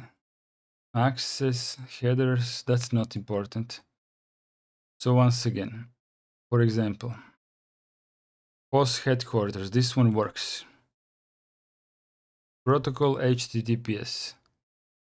Domain, automatic HTTPS certificate.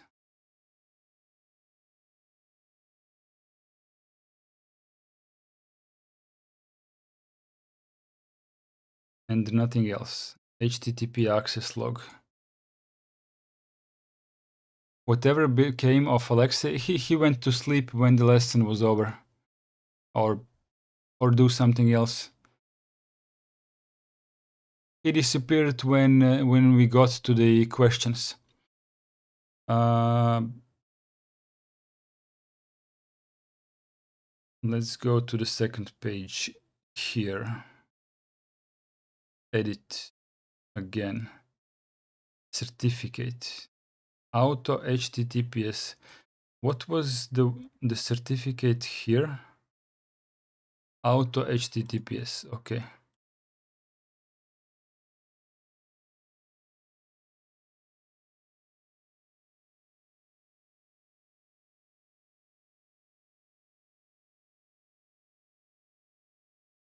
And handlers.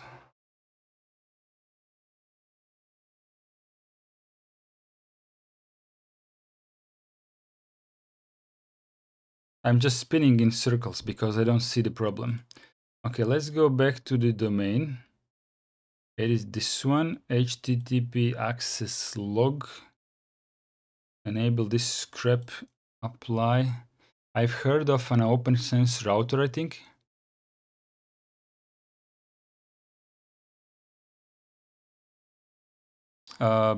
You can download OpenSense router for free if you have like a tiny PC to put it on.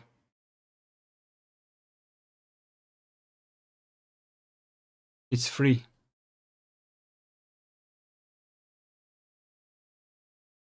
Download OpenSense. Yeah, so system architecture. What kind of image? Download. And it will start downloading, right?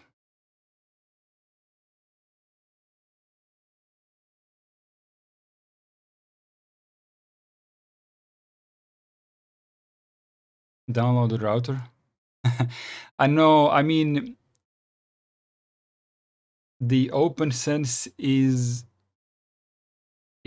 an routing software put on top of FreeBSD, and you install it on a hardware.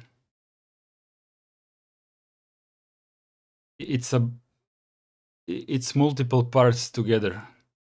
You have OpenSense as an operating system, which is FreeBSD based, and you need a PC for that. And your PC needs to have at least 2 network cards.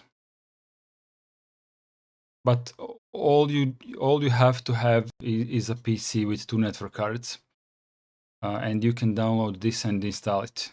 And you will get the same thing as I have here on this interface.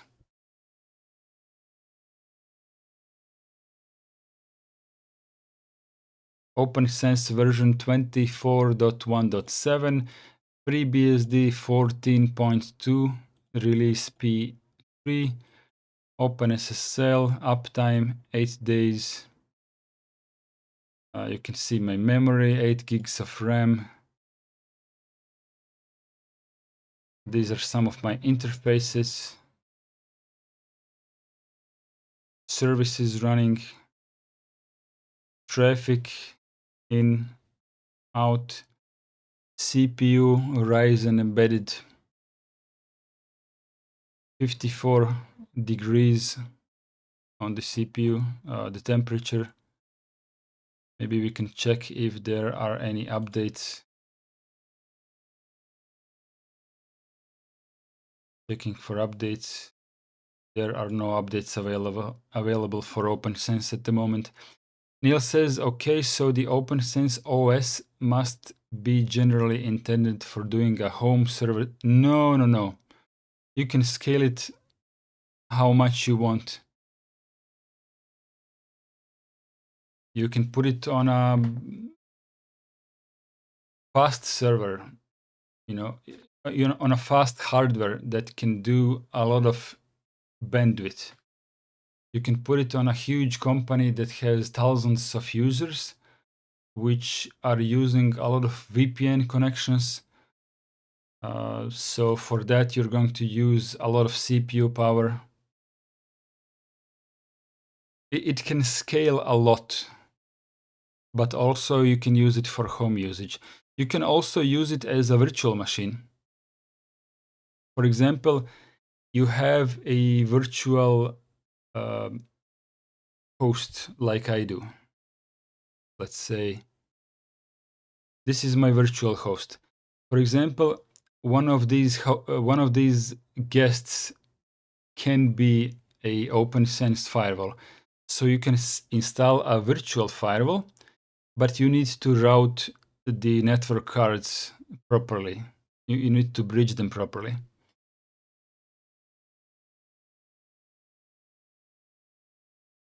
Where was I?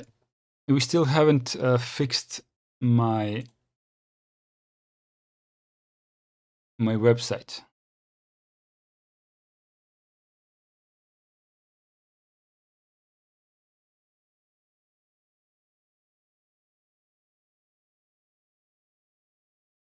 You can also buy their own hardware.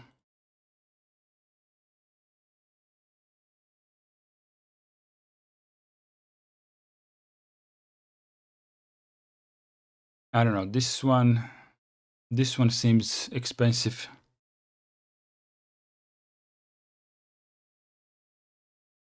Here you go. There is some kind of a debt security appliance that is 3.5 thousand euros.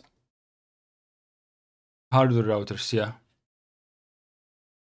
So this one can do 21 gigabits per second of firewall throughput, but 3.5 gigabits per second of threat protection throughput and stuff like that.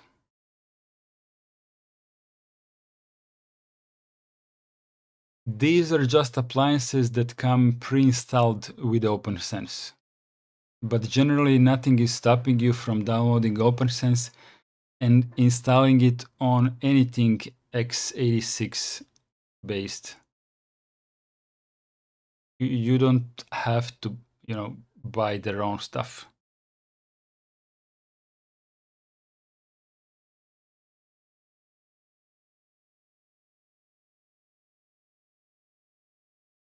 I have one of these small ones. I think 750 is mine. I'm not sure.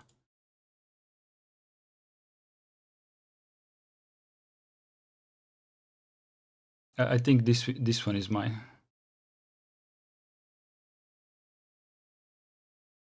lobby dashboard.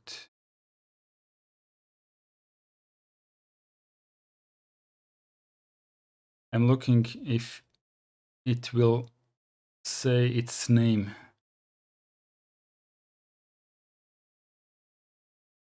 It does not.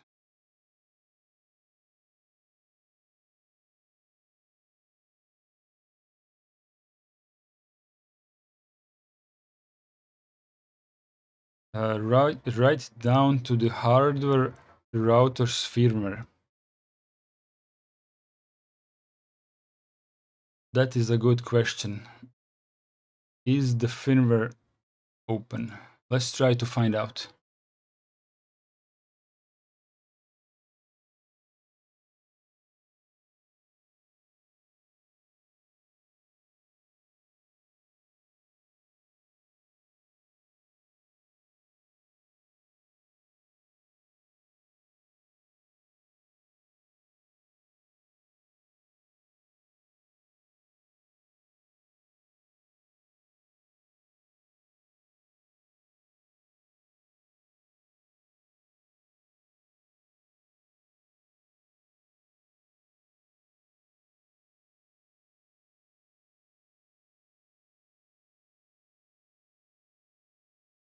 Brochure. I don't think brochure will tell us the answer to that question.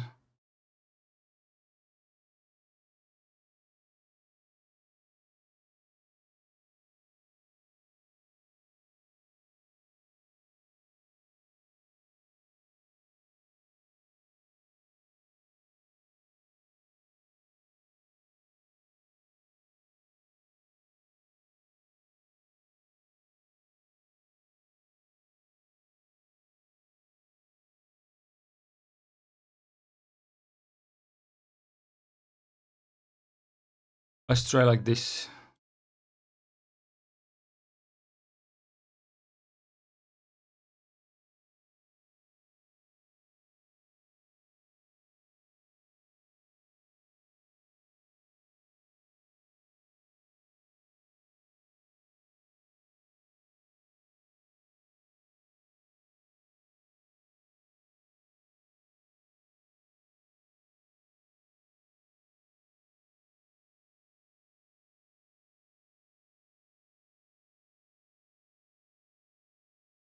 Where does it say this?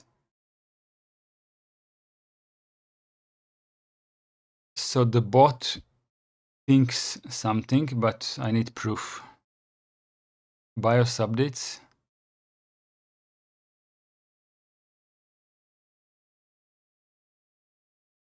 BIOS updates. That's 700.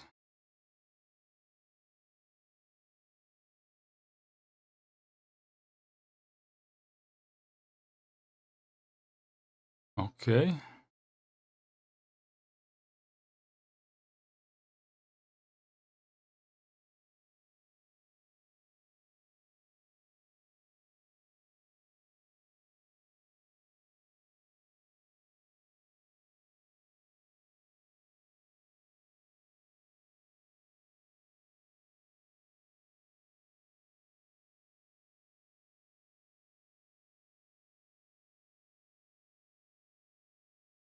I did not get my answer right.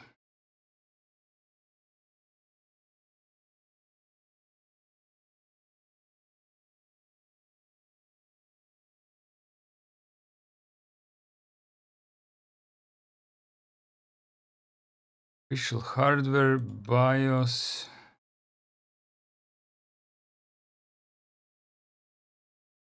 I can't see it.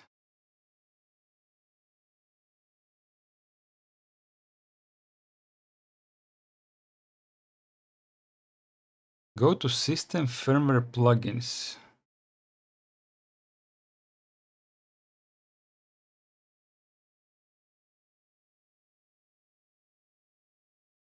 System Firmware Status. Type of the firmware OpenSense.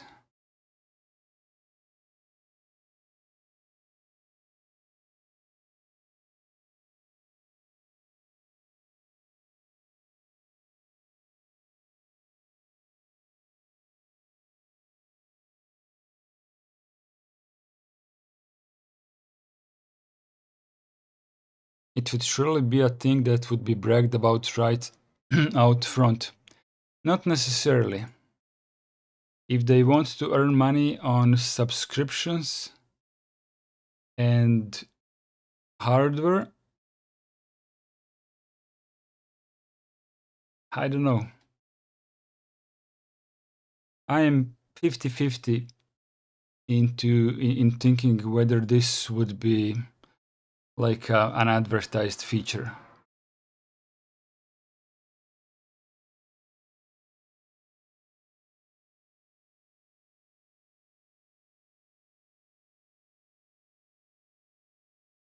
Search for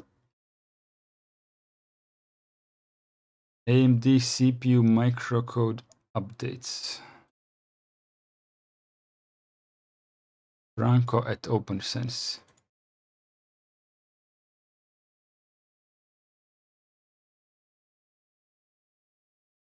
Yeah, I understand what you're saying, Neil, but I'm gonna spend a couple more minutes trying to figure it out. I became interested.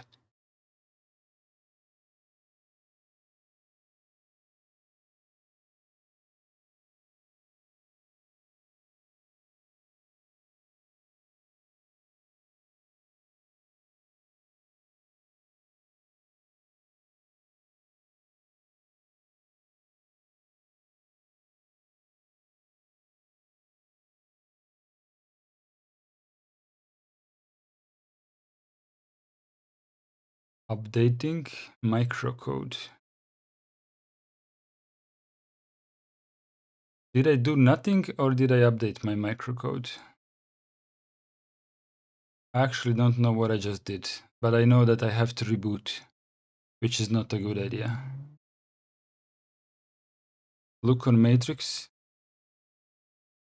Sorry, wrong button.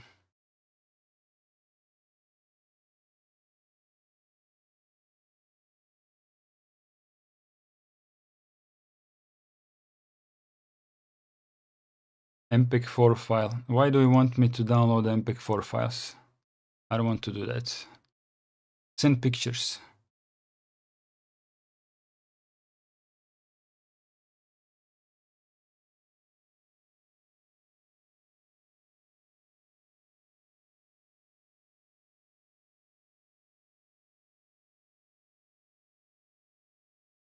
Let's go back to the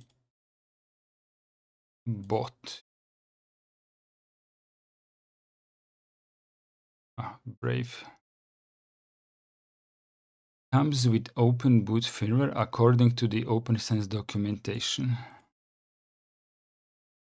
Give me proof of this documentation.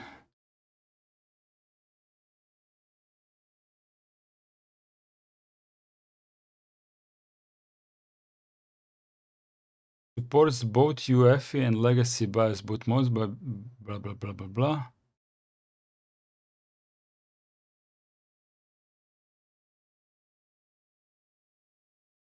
This is nothing that I'm looking for.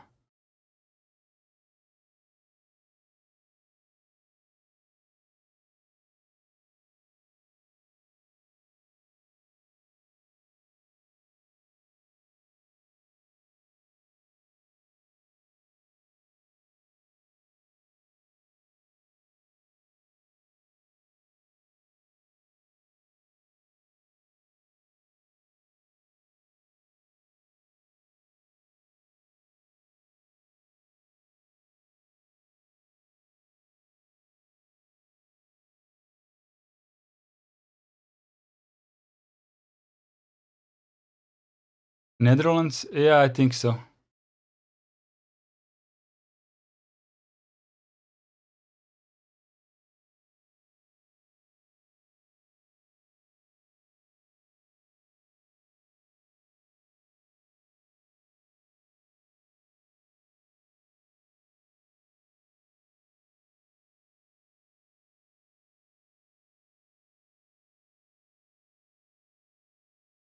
For now, it would appear as the answer is no. In theory, I could boot my router into BIOS and scroll through the options to just to get an idea. I don't remember. I did that day one to set up some options, and haven't booted it into BIOS, into firmware ever since.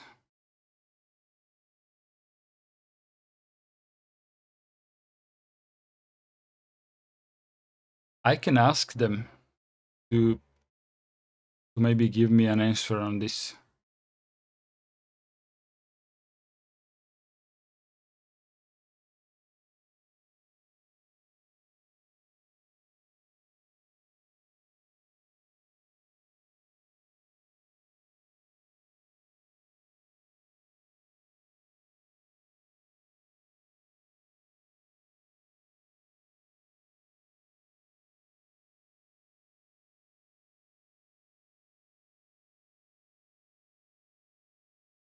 The problem is that apparently they call firmware actually an operating system. So it's getting mixed up with the search queries. It wasn't super important. Okay. Let's see if I can fix my web server quickly before ending the stream. Services, caddy, reverse proxy. Let me decrease the font size.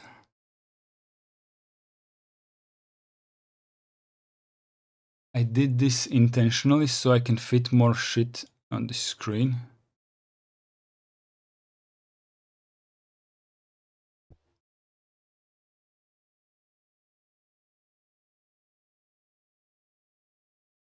I told it I want 20 entries. I want all the entries. Where is the rest of it? Oh, up there, sorry. I was filtering the wrong one.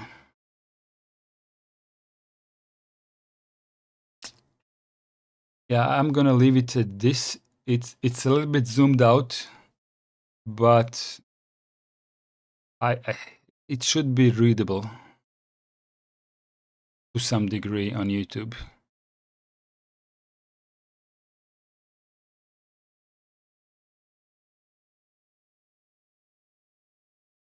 Let me just check my messages if anyone. Okay. Once again, domains. For example, video.posheadquarters.org. This one definitely works.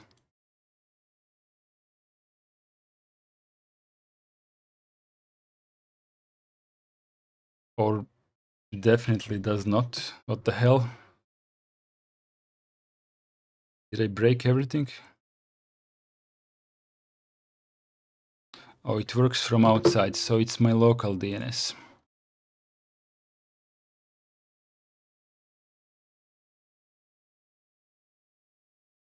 The laptop company is Nova Custom, and they're in Netherlands.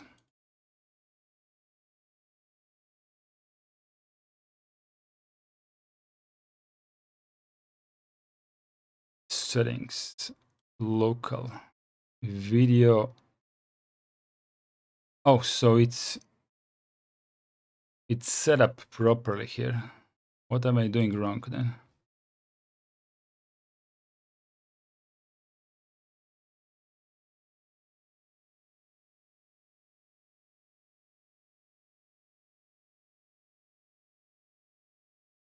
Why does this work from the outside and not from the inside? This is very odd.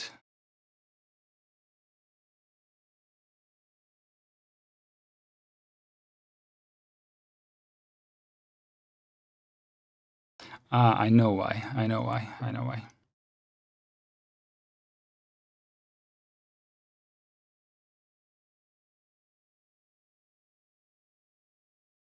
I don't really use my DNS server from this computer. That's the problem.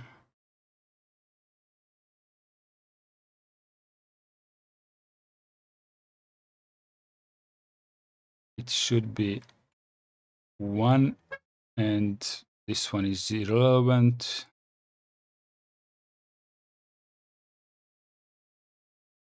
$99.1. Actually, let's just add this one to the end and add hyperion.org.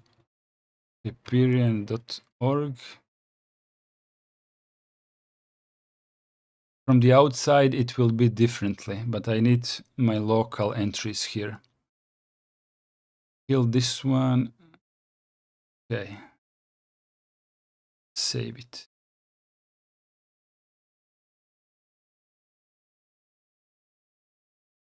Okay, now my videos works from inside. What about just FOSS? Okay, this one works as well. Let's go to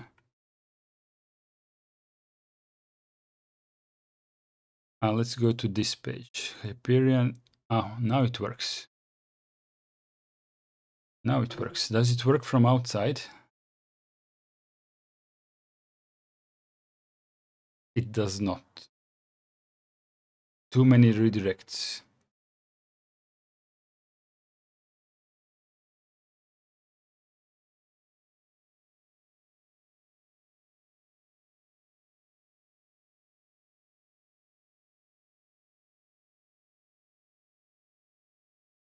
The intensive customization those guys offer has raised the bar. For a bit extra cost, they will do a full Wonix installation. No idea what that is. For some more extra cost, they will set up with Core Boot. Very cool. I can get Core Boot on my Lenovo laptop, but I didn't do it still.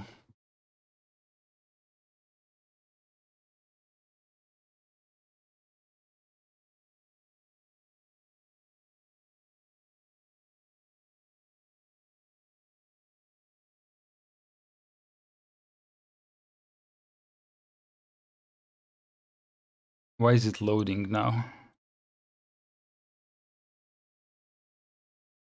I'm very surprised you're not aware of Wonix.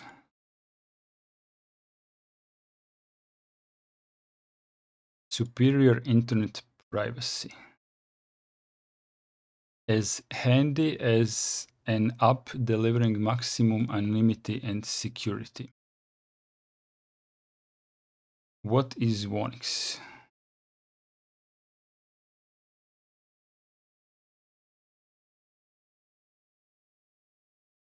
Hidden IP address, hidden identity, no logging, leak shield, virus protection, Edward Snowden. Okay.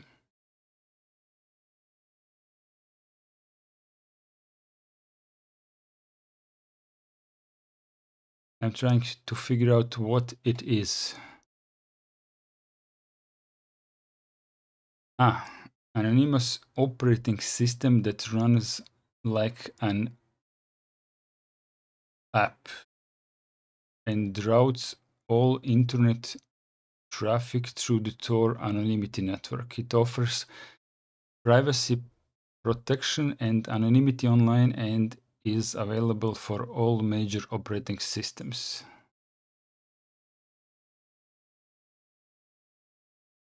I'm still not sure what this is. Is it an operating system or is it an application? Which is it? Let's download it and see what it feels like. Okay, let's download it for Linux. For VirtualBox. So it is an operating system.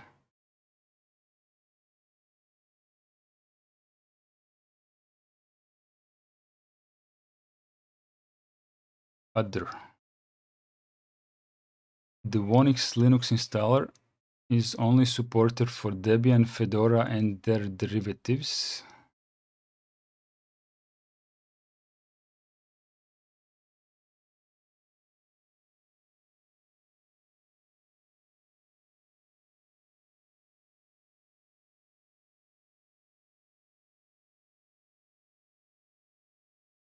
I'm going to...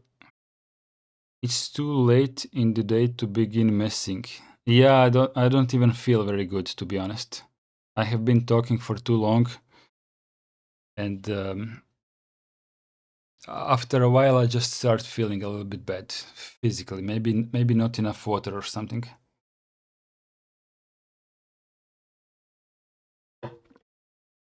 I'm going to read about this tomorrow, but right now I need to understand what's going on with my... Let's delete this entry. Item in use. Okay, let's remove the handler first. Hyperion delete fly means delete, yes, fly. So just Hyperion org with the handler. This should be fine.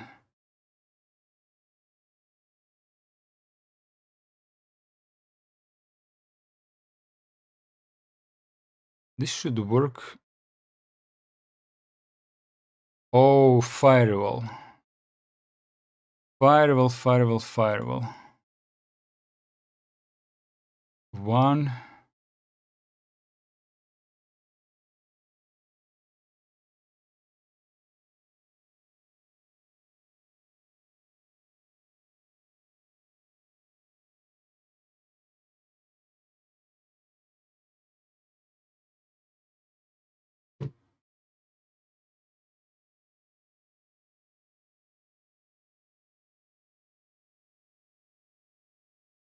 Okay, Neil, I'm gonna check it out after I figure out what am I doing wrong here.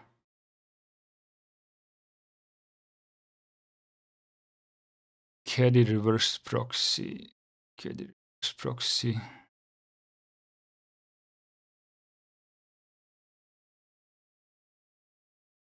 No, this is fine. This is fine. Let's go back to services. Caddy. General settings.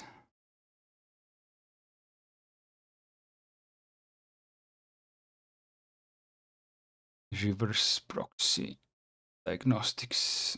Log file. 2305.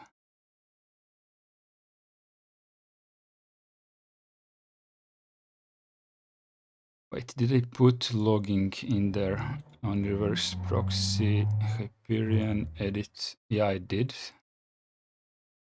Let's go back to diagnostics log file. Let's run it from here again. Refresh logs. Nothing showed up. What if I refresh this one?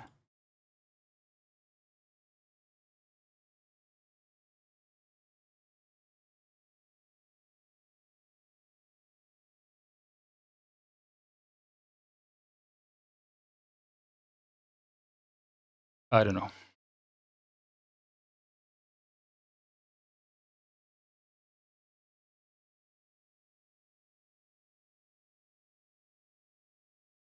Not that one, sorry, this one.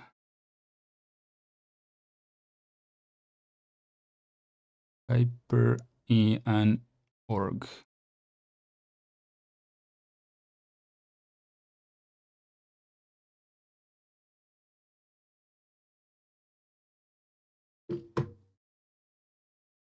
I don't know. It should look like this for now. But I don't know why it's not loading from outside. It just says on my phone like too many redirects.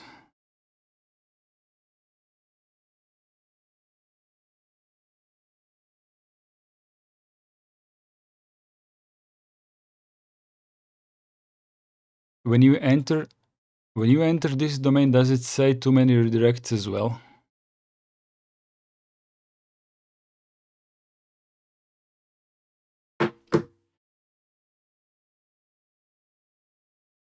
I don't know how else to check from the outside if not from my phone.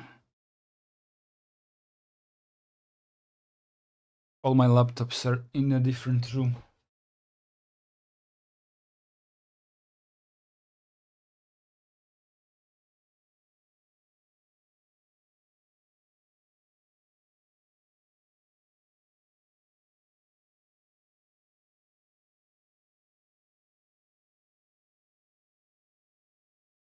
Which domain? This one. This one, I'll drop it in chat. Without the www, just like this as I pasted it.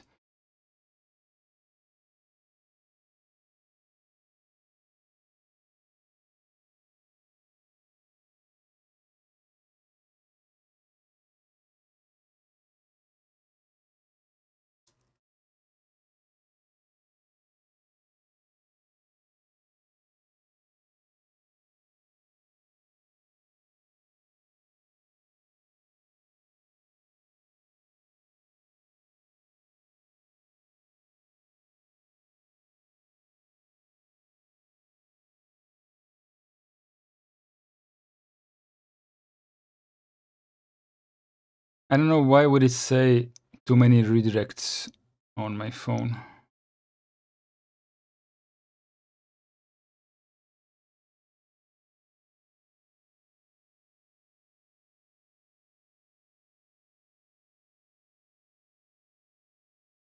I don't know. Looks fine to me.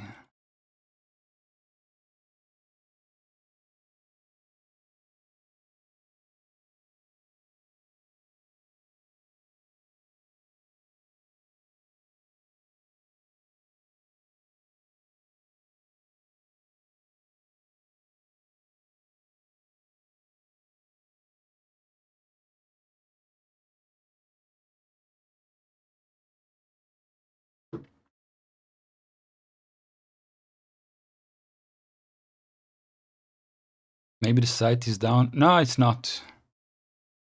It's fine.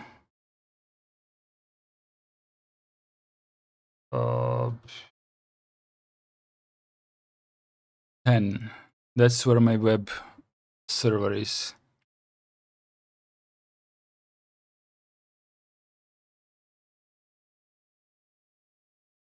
At its Nginx,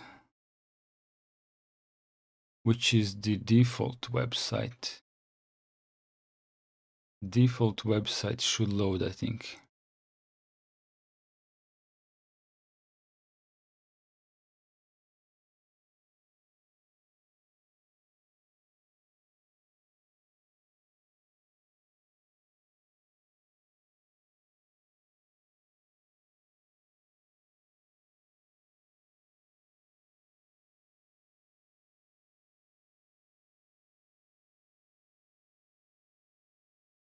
I don't know. I'm too tired for this. We're going to end the stream at this point, and thank you very much for waiting for me to try to fix this, but really it's like it's almost midnight and I can't think clearly anymore.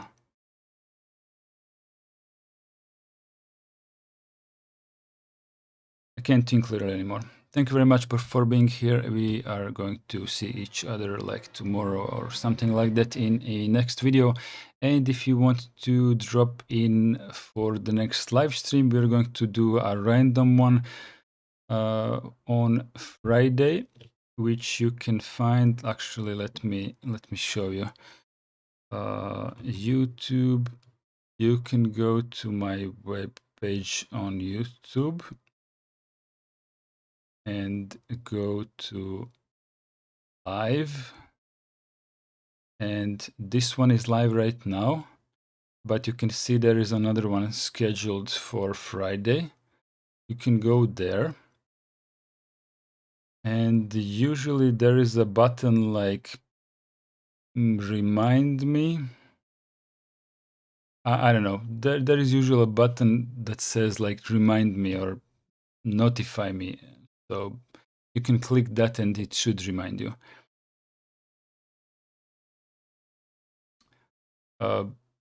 Yeah.